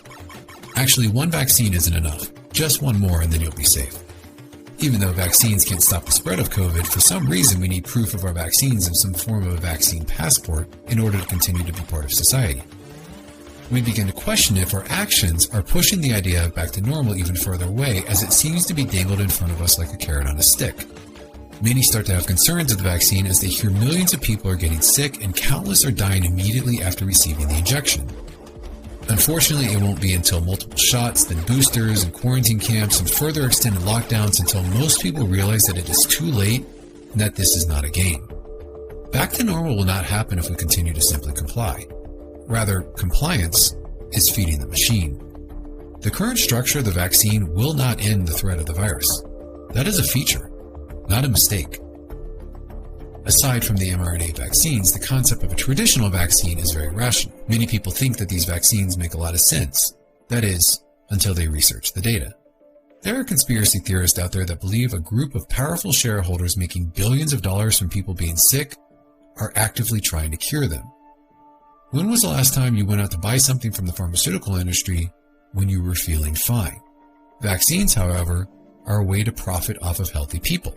One question asked someone advocating for a vaccine is, why are you standing up for the big pharmaceutical industry? The FDA does not test vaccines for safety. The vaccine manufacturer tests the vaccine themselves, then chooses what data to provide for approval and what data to sweep under the rug. This is acceptable since the FDA and the CDC mandate and approve vaccines, but they get paid by the vaccine manufacturer. The details of the testing are beyond the scope of this video, but as with everything else, source links are provided. The bottom line is that to make billions of dollars, they need approval. And for that approval, they have to check their own homework. So as you can imagine, the testing they give themselves is extremely manipulated. You may think that vaccine manufacturers would go out of business from lawsuits if they were selling something harmful. They would. However, in 1986, vaccine companies were no longer responsible for any harm. They set up an entire court system just for themselves in order for the U.S. government to compensate the parents of children for damages arising from a vaccine-related injury or death. This made vaccines very profitable when they no longer had to pay out any lawsuits. The lawsuits are settled in a rigged system where the defendant and the judge are both the U.S. government. Anyone that actually does win did so with so much compelling evidence that the vaccine caused injury or death that literally no one could deny it. To date, there has been so much undeniable evidence that vaccines are harmful that the U.S. government has used your tax revenue to pay out over $4 billion in lawsuits on behalf of the vaccine manufacturers. In addition to the lawsuits, there's a high correlation between vaccines and death. Even with an amazing healthcare system, the infant mortality rate per country puts the United States in 33rd place, below Latvia and the Slavic Republic. A notable difference between the United States and Japan at the top is that Japan does not mandate any vaccines, whereas in America, the U.S. government requires 28 different vaccines to be injected into a newborn baby. Among the states in America, there is one place with the highest infant deaths, Mississippi. Unlike other states, Mississippi does not allow religious exemptions and therefore has the highest vaccination rate in the country. Obviously, it is unwise to blindly correlate without skepticism, as other factors play a role. But there is a statistical fact that countries and states who vaccinate more have more babies die, and at a minimum, that is worth investigating. Some vaccine injuries don't present themselves for months or years after the vaccine. Autoimmune diseases, a very profitable disease for pharmaceutical companies, happen to have increased the same time vaccines started becoming far more prevalent after 1986, when they were no longer liable for lawsuits. Since then, in one generation, type 1 diabetes has increased 21%, Crohn's disease has increased 70%, systemic lupus has doubled, Guillain-Barré syndrome has doubled, and multiple sclerosis has increased over 400%. Vaccine companies don't appear to be creating cures. Conveniently, though, they do seem to be acquiring more profitable customers. Collectivism ideology uses guilt to tell us we must get vaccinated to help stop the spread and save the lives of other people, like those who are vulnerable and can't get the vaccine. We'll be reunited with our friends and family. All we have to do is just take the vaccine. This is false. Traditional vaccines use live viruses, and those receiving the vaccine can then spread the virus to other people, especially to those who are vulnerable. This is called shedding. In fact, a major study showed that at least 8 out of 10 vaccinated children can spread the virus they were vaccinated for up to 14 days. Why only 14 days? Because the study only lasted 14 days. Vaccines have one purpose: to prevent a disease. Yet most vaccines are not tested to see if they prevent the disease because it would take too long. The HPV vaccine Gardasil is supposed to prevent cervical cancer. However, the average age of a woman who gets cervical cancer is 50. So when vaccinating a child for that, you would have to wait decades to see if it actually works. So children are currently being injected with something that has not been proven safe and is decades away from even knowing if it will work. There's also a lot of evidence to show that vaccines don't prevent disease. For one of many examples, in March of 2003, a measles outbreak occurred in a boarding school in Pennsylvania with over 600 students. 78% of the students who got the measles had been vaccinated for the measles. When given a few years of information, vaccines often look like they reduce many diseases. However, a 60-year sample tells a very different story. The number of deaths from diphtheria in the United States from 1900 to 1963 decreased dramatically. The vaccine for diphtheria came out in 1920. Whooping cough came out in the 1940s, the polio vaccine in 1955, and measles in 1963. Notice the trend how the diseases were already going away, and the biggest spikes were after the vaccine was introduced. Typhoid and scarlet fever didn't have a spike because there was never a vaccine during this time. They followed the same trend though. So why were all these diseases declining long before pharmaceutical companies started selling us vaccines? The answer is obvious when we overlay this one other line of data. This line represents the rate of Americans without indoor plumbing. meaning the more Americans that were receiving clean indoor water and better sanitation, the fewer diseases we had. Which is why other parts of the world without indoor plumbing still have all the diseases America used to have, despite all the vaccines they are receiving. You don't need to dress up like this to go pick up your groceries. All you need is to take a shower and maintain proper hygiene. An unpublished study from the CDC done in 1999 showed that due to the mercury, vaccinated children were 500% more likely to have sleep disorders, 210% more likely to have speech disorders, and there were 760% more children with autism that received the vaccine versus those who didn't.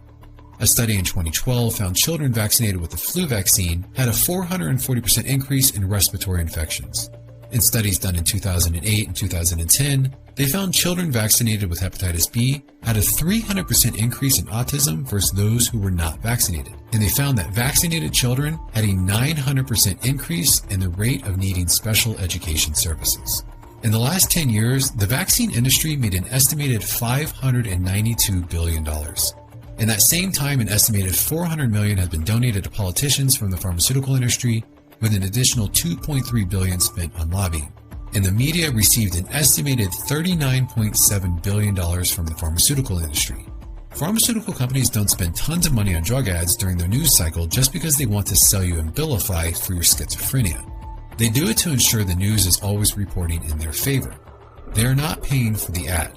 They're paying for what's being said between the ads. Are anti-police, pro-criminal, and overwhelmingly elected with George Soros's money, and they're a major cause of the violence we're seeing because they keep putting the violent criminals back on the street. I'm not sure we need to bring George Soros into this. I was going to say you get the last word, Speaker. He paid for it. I mean, why can't we discuss the fact that millions of dollars he spent? I agree with Melissa. George Soros doesn't need to be a part of this conversation. Okay. So it's verboten. All right. We're going to...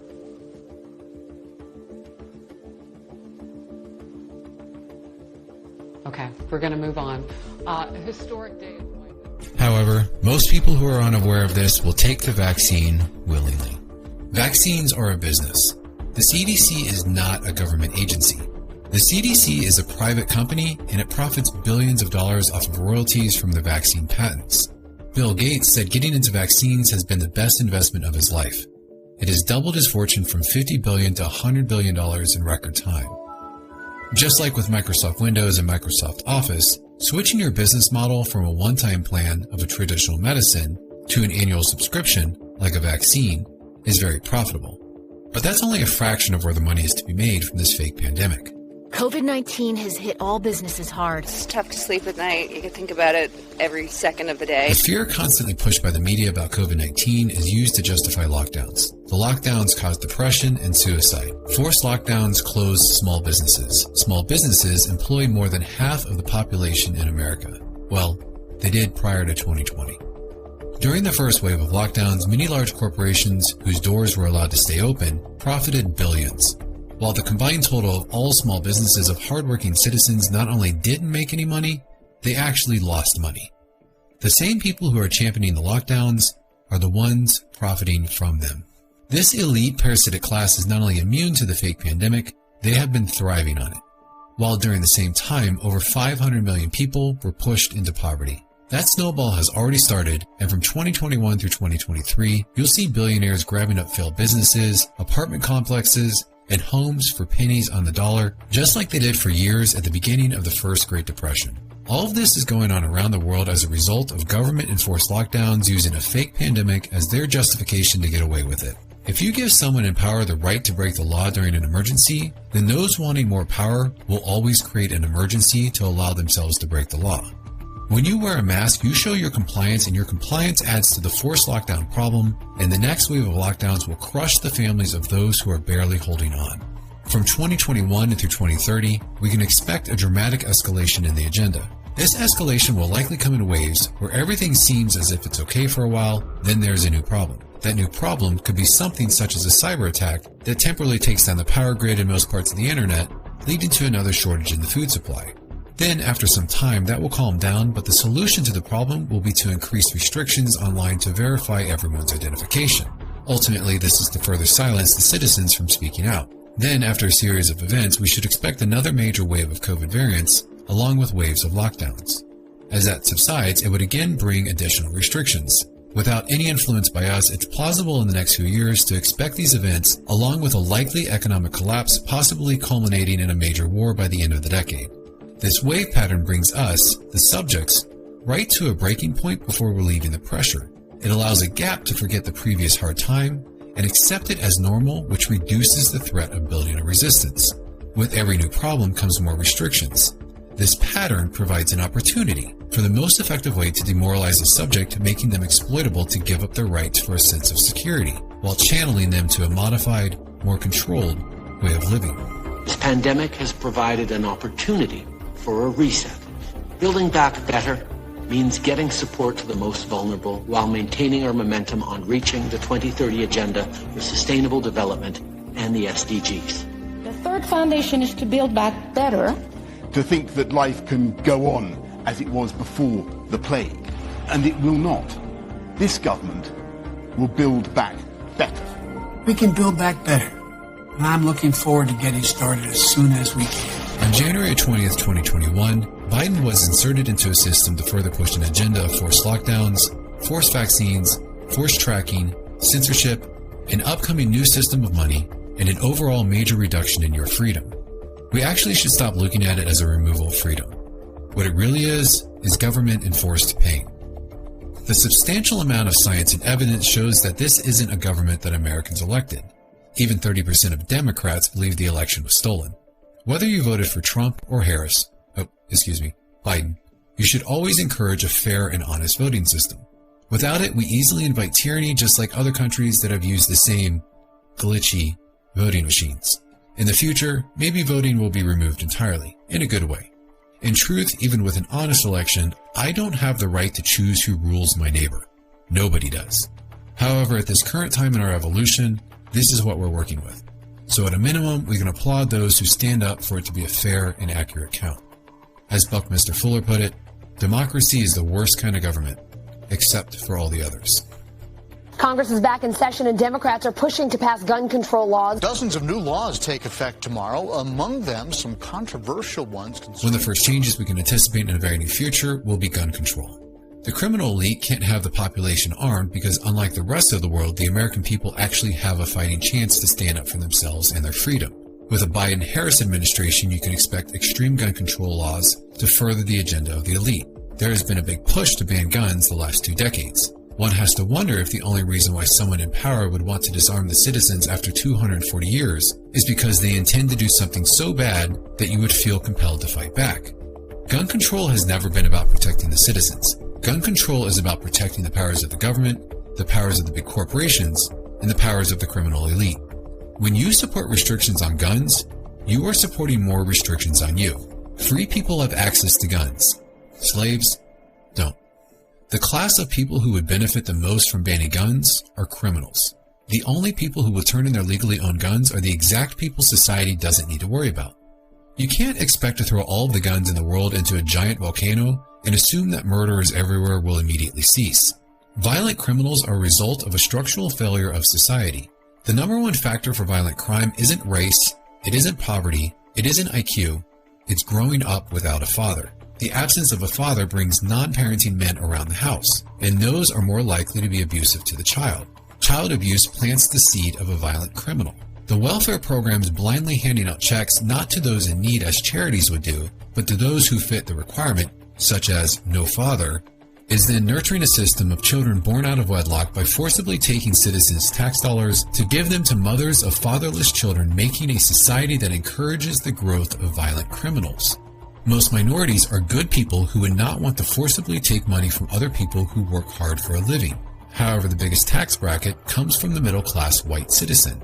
That is why propaganda such as white privilege is pushed onto the public so that the feeling of empathy and guilt is removed when collecting money. The white privilege campaign implies the minorities are not taking from someone else, rather they are simply taking back what should be theirs. This increases the welfare state, thus increasing violent criminals. Increasing violent crime increases the opportunity to remove guns from the citizens. Guns are simply an inanimate object used to project society's failure. Most guns are not used as a weapon. They are used as a shield to protect citizens from a government overreaching with power. The governments say they want to save the people by removing assault rifles because of mass shootings, despite the fact that in the first 6 months of 2021, more people have died from the COVID vaccine that the government is pushing than from all of the mass shootings over the last 6 decades combined. Yet the government is literally offering pot, cheeseburgers, and lottery tickets to entice people to get the injection, while at the same time they are fighting desperately to disarm you of your means to protect yourself from the very government pushing these deadly injections. The BLM riots were a part of what's to come. Seeing how all the BLM fundraising went to the DNC for the Biden campaign, it can be presumed that BLM stands for Biden laundering money. Either way, this was not an organic grassroots plan 6 months prior to the 2020 election any more than it was 6 months before the 2016 election. During these riots, BLM started a slogan called Defund the Police. Not kill the police or pigs' lives don't matter. They went with Defund the Police. Defund is not a hip and cool word for the individuals that they're looting in the streets. Rather, defund is something very bureaucratic. There is no red button to delete massive government entities, but defunding is an action that is very viable from a paperwork standpoint. Reducing the size of the police makes rioting and looting a lot easier for those unpaid workers of the criminal elite. Eventually, enough innocent bystanders want the government to protect them and call for some kind of National Guard to come into the streets. That slowly removes the police from 50 individual states and consolidates all the power under one roof to be controlled by a few. Maybe those pushing the agenda know that history shows that when peaceful protests gain the support of local police departments, who see that what they are told to enforce is wrong, things begin to change. When the police join side by side with their friends, family, and neighbors in these protests, all good citizens and the country as a whole have a 60% greater chance of dismantling a tyrannical government. People spend a lot of time, as they put it, trying to wake up the sheep.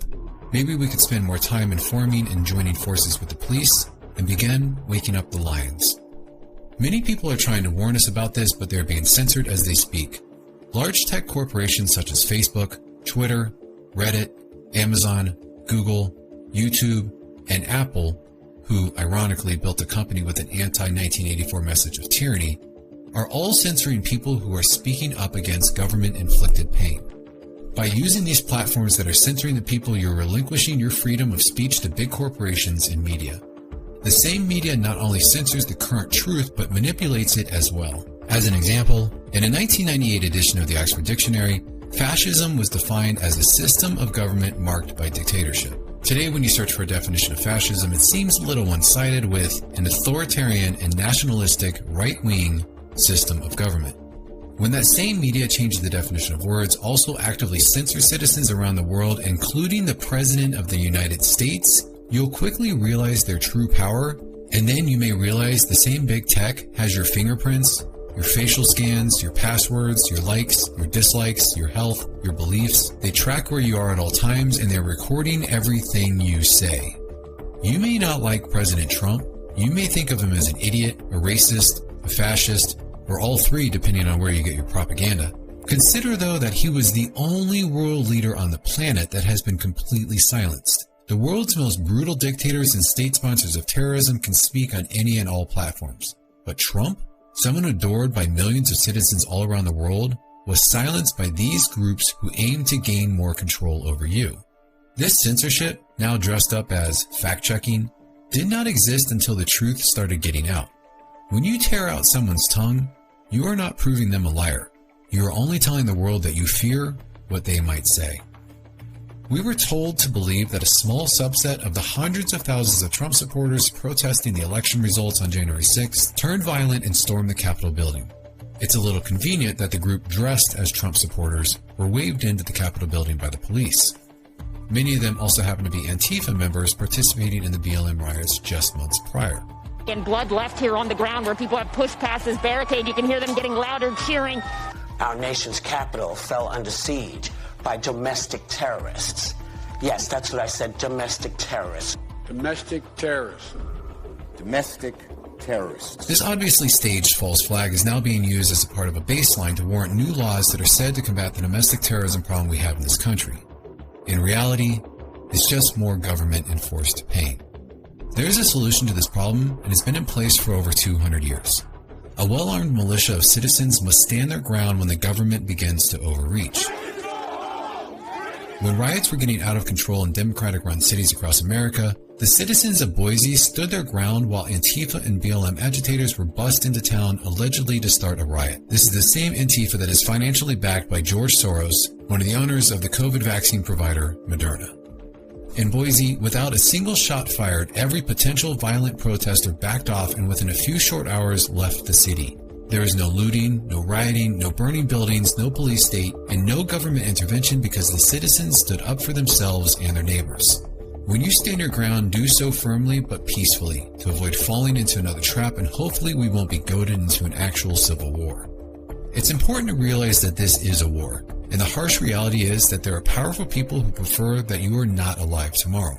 There are people who want more control, and that comes from you giving it. Many of these people have openly stated the planet is overpopulated and it needs to be reduced. First, we've got population. Now, the world today has 6.8 billion people. That's headed up to about 9 billion. Now, if we do a really great job on new vaccines, healthcare, reproductive health services, we could lower that by perhaps 10 or 15%. They have stated that when they have enough control, they can get the population down to what they believe is a more sustainable quantity of people. So what can you do about it? There are two answers to the question, what can you do right now? One answer is practical, while the other is a little deeper. It is very likely that the silent majority is a collection of people left, right, and center who have lost respect for nearly all politicians and are rejecting the corporate media narrative. Also interesting is, remember, it's illegal to possess these stolen documents. It's different for the media. So everything you learn about this, you're learning from us. It is also very likely that this silent majority is much larger than we're led to believe. Otherwise, there would not be a need for thousands of armed military to guard the politicians. Either way, things are in motion that we are going to have to endure. Whether you keep your dollars under the mattress or in the bank, they will become worth less and less each year. The U.S. dollar has already lost 97% of its value since the Rothschilds Federal Reserve Bank was created in 1913. That loss of spending power escalated rapidly after the dollar was converted to fiat money in 1971, where politicians could print dollars as much as they wanted. The Federal Reserve announcing now that it will do $1 trillion of repo every day for the rest of the month. The demise of the dollar is about to see an even more rapid decline. What this means in real-world terms is that you're going to have the same amount of money, but everything you buy is going to cost you a lot more. Now, if the dollar and other fiat currencies are falling apart, how can the elite continue to harvest your energy? The Great Reset is a welcome recognition. That brings us to what's referred to as the Great Reset.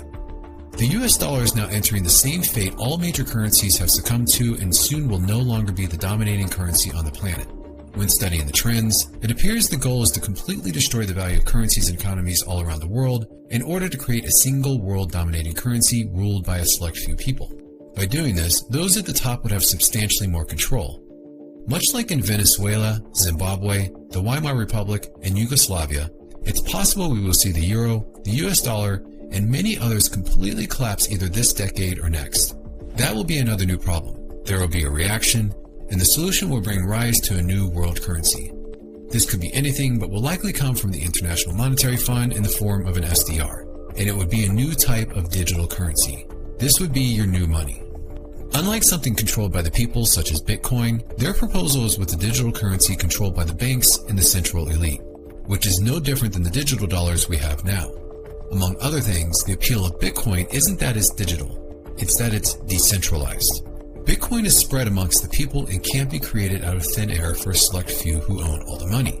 If the global financial system were to run on some form of currency that can't be manipulated or reproduced, you would immediately see over 90% of the wars come to an abrupt end. Removing the option of creating an endless stream of money removes the option of creating an endless stream of wars. That's why in President Biden's $1.9 trillion COVID relief package, the word missile appears 19 times. The word weapon appears 46 times. The word munition appears 46 times. The word aircraft appears 208 times. Healthcare appears 24 times. Doctors and nurse appear 5 times. And mask appears none. For those who have any kind of savings now and are concerned, Bitcoin, Monero, Ethereum, Cardano, and other cryptocurrencies, as well as physical gold, physical silver, and hard assets would be a wise investment, at least for now. Everyone keeps saying all of these things keep going up in value, but in reality, the dollar keeps going down. It would be a good idea to reduce your dependency on food from the grocery store. Start a small garden in your yard, or organize one with the community. This will provide not only a community support system, but a safety net for you and your family. If you can, get off the grid. People will be surprised not only if the grid goes down, but how long it can stay down. Start taking small steps towards improving your health. Consider building your immune system with the following COVID treatment: government corruption, media manipulation, sex trafficking, harmful food modification, poisonous fluoride in your water. Hazmat crews were called to the Rock Island Water Treatment Plant for a chemical spill. The chemical hydrofluorosilic acid is used to add fluoride to the plant's water. Regardless of your political belief, all of this is real. It is happening, and it's affecting all of us. The bitter pill to swallow is that chances are you can only change your own actions and look out for yourself and your direct loved ones. Let's not assume that the world is going to be saved by Trump or aliens or Elvis or whoever you have been told by someone else that it might be. The reason for this being that the beekeeper has a vested interest in the hive continuing to function and can easily remove bees that are impeding that. You need to change what you are doing. If you don't like how a company treats their employees or how they treat the environment, then stop giving them money. The more we support alternatives, the more alternatives we will have. The economies of the world run on feelings. That's because people spend money on things that make them feel good or take away pain. Where money flows, power flows. The more you're able to influence the emotions of people in the world, the more power you'll accumulate. People who believe in this fake pandemic are in an emotional state of fear. That emotion will drive their decisions to give their money and freedoms to the billionaires who exacerbated the problems in the first place. Voting in the electoral system has obviously become a sham, but you still vote with your dollars every single day. What you purchase and who you give your dollars to is your daily vote for how you want the world to be. If you don't like how Twitter and Facebook are censoring people you want to listen to, delete your account and stop using them. There are alternatives that welcome people to share ideas and think for themselves. Do you want corporations to stop spying on you? Change your Gmail account to a Proton Mail account. Ditch your Chrome browser for Brave. Highly recommend it. It typed in the words Hillary Clinton, CRI. Google's autocomplete function automatically filled in Hillary Clinton crime bill and crisis. Do the same on Bing or Yahoo, you get Hillary Clinton criminal. You don't like how Google manipulates your search results? Use another search engine. DuckDuckGo or Quant.com are great alternatives to Google, especially if you want privacy and non-manipulated search results. Don't like how people are silenced on YouTube? Use one of the many other platforms besides YouTube. You'll find a lot more information on topics YouTube apparently doesn't want you to see. Better yet, pull away from all of these distractions and do something else. Until we start making changes in our own lives, and until we actively fight the information war and learn about all the processes we take for granted, the world will not change its current direction. That means being conscious about your consuming choices and being conscious about how you treat other people. This change in you will extend to those around you. Once you start making efforts to better yourself, then focus additional efforts on telling other people about the corporate media information war. Until that terrorist is removed, we will all continue fighting amongst ourselves while we are slowly being crushed and harvested. If you're inclined to be one who really stands up, then begin educating yourself now. Crowd psychology is a weapon. It's time we pick it up and start using it. Educate yourself on information such as The Crowd and Psychology of a Revolution by Gustave Le Bon. When the time comes, leaders will emerge, and it will be better to have multiple leaders across the country and the globe. That way, while going against the system, when one leader is removed, 3 will pop up in their place. If it comes to it, that will give us a chance, and now is the time to start preparing. Claims that he was brutally attacked because he was wearing a Make America Great hat again. As a result of how we've been programmed to attack each other, there's a lot of self-censorship of people who have truly good intentions. For those of you who realize your window of opportunity is closing quickly, speak your mind, speak it today, and speak it with compassion. Right now, people are scared and lost. They don't need to be yelled at. They need encouragement and inspiration. Be patient with them. Abruptly telling them a stark contrast is too great a leap in consciousness. Doing so would encourage further retreat rather than pulling them out of the darkness. When you struggle trying to explain something about COVID, mask, or vaccines to someone, they are not rejecting you, the data, or the logic.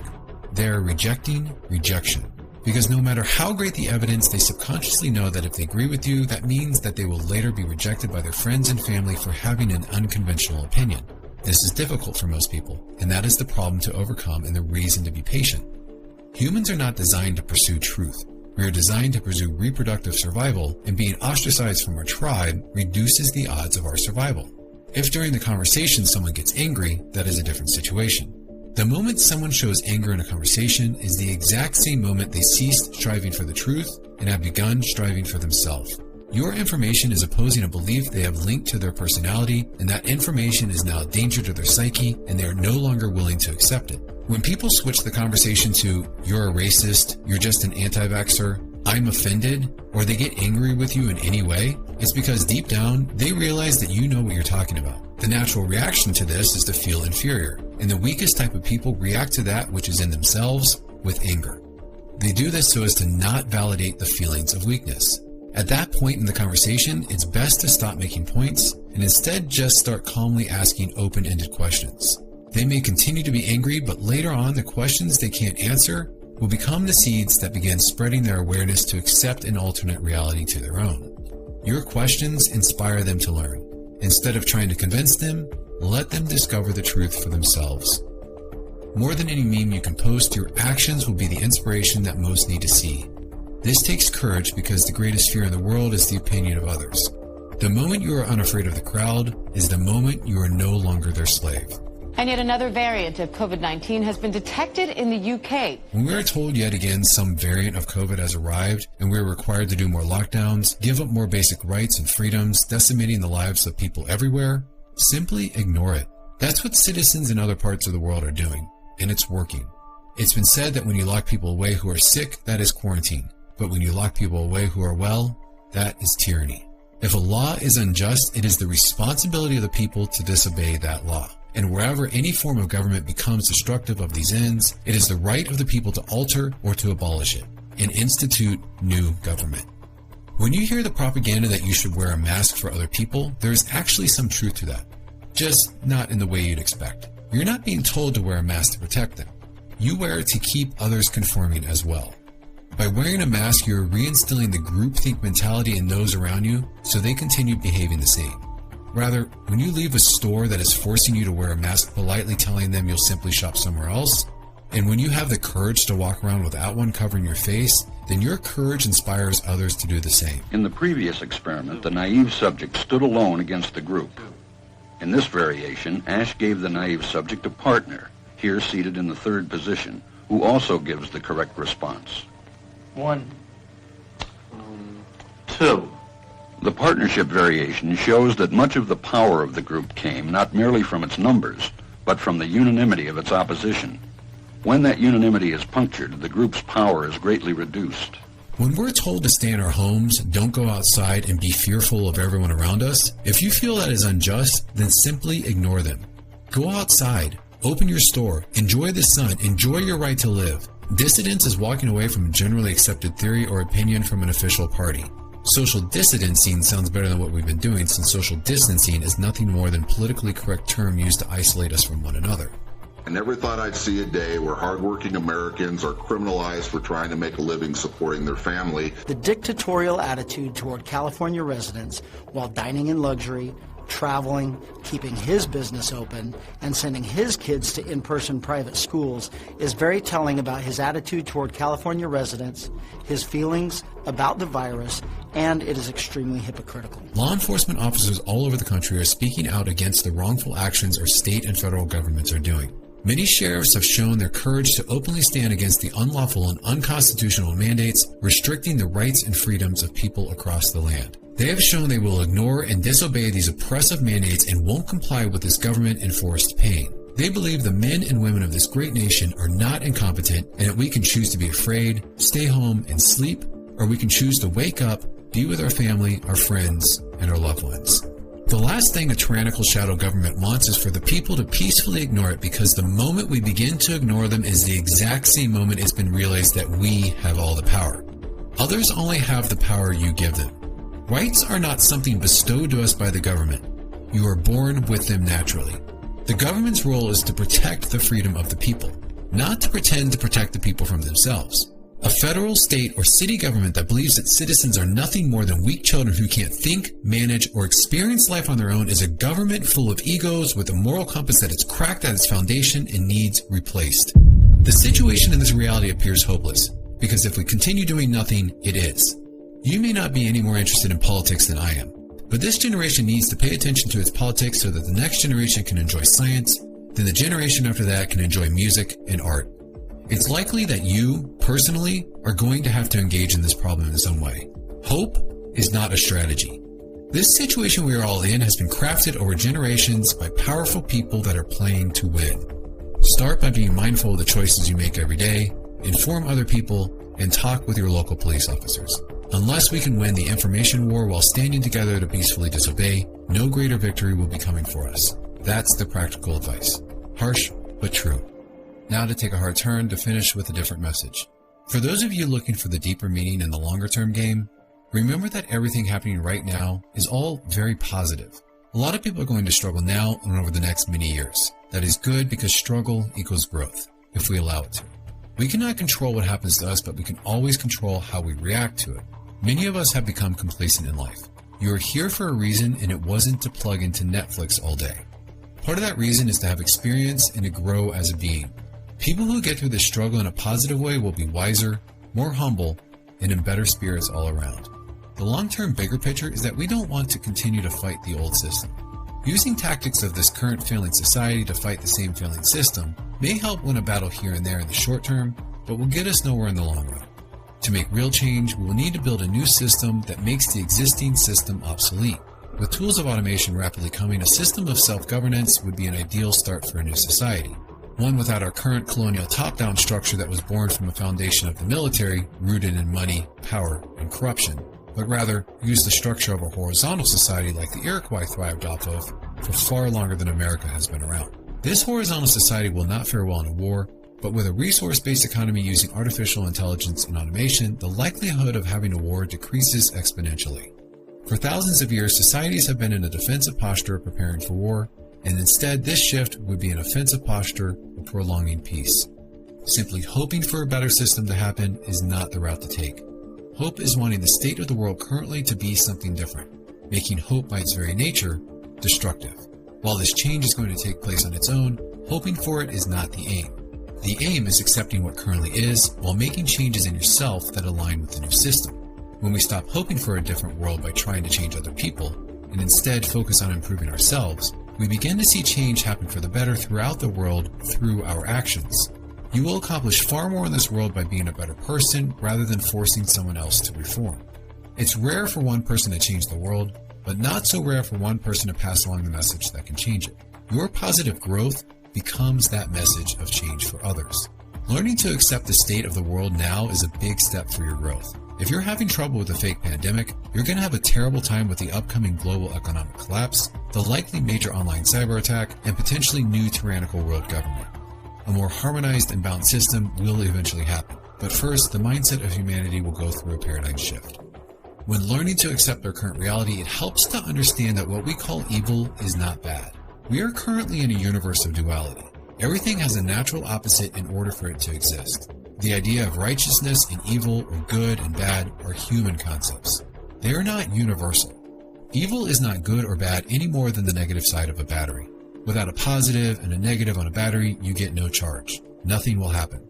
Good and evil are simply both necessary for us to feel different experiences.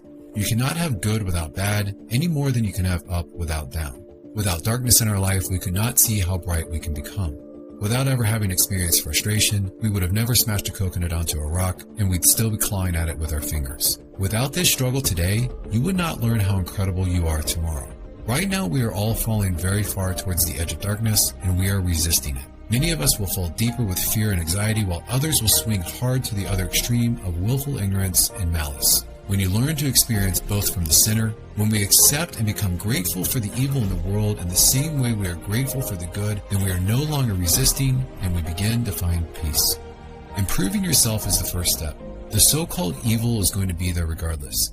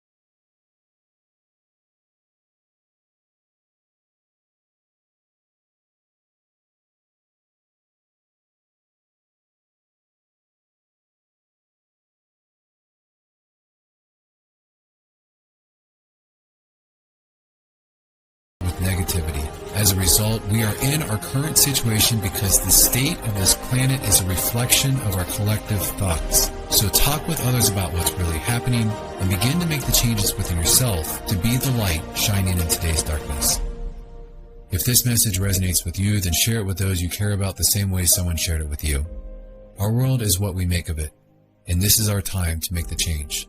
The hand of fear has been placed on our back, but we still choose the path we take.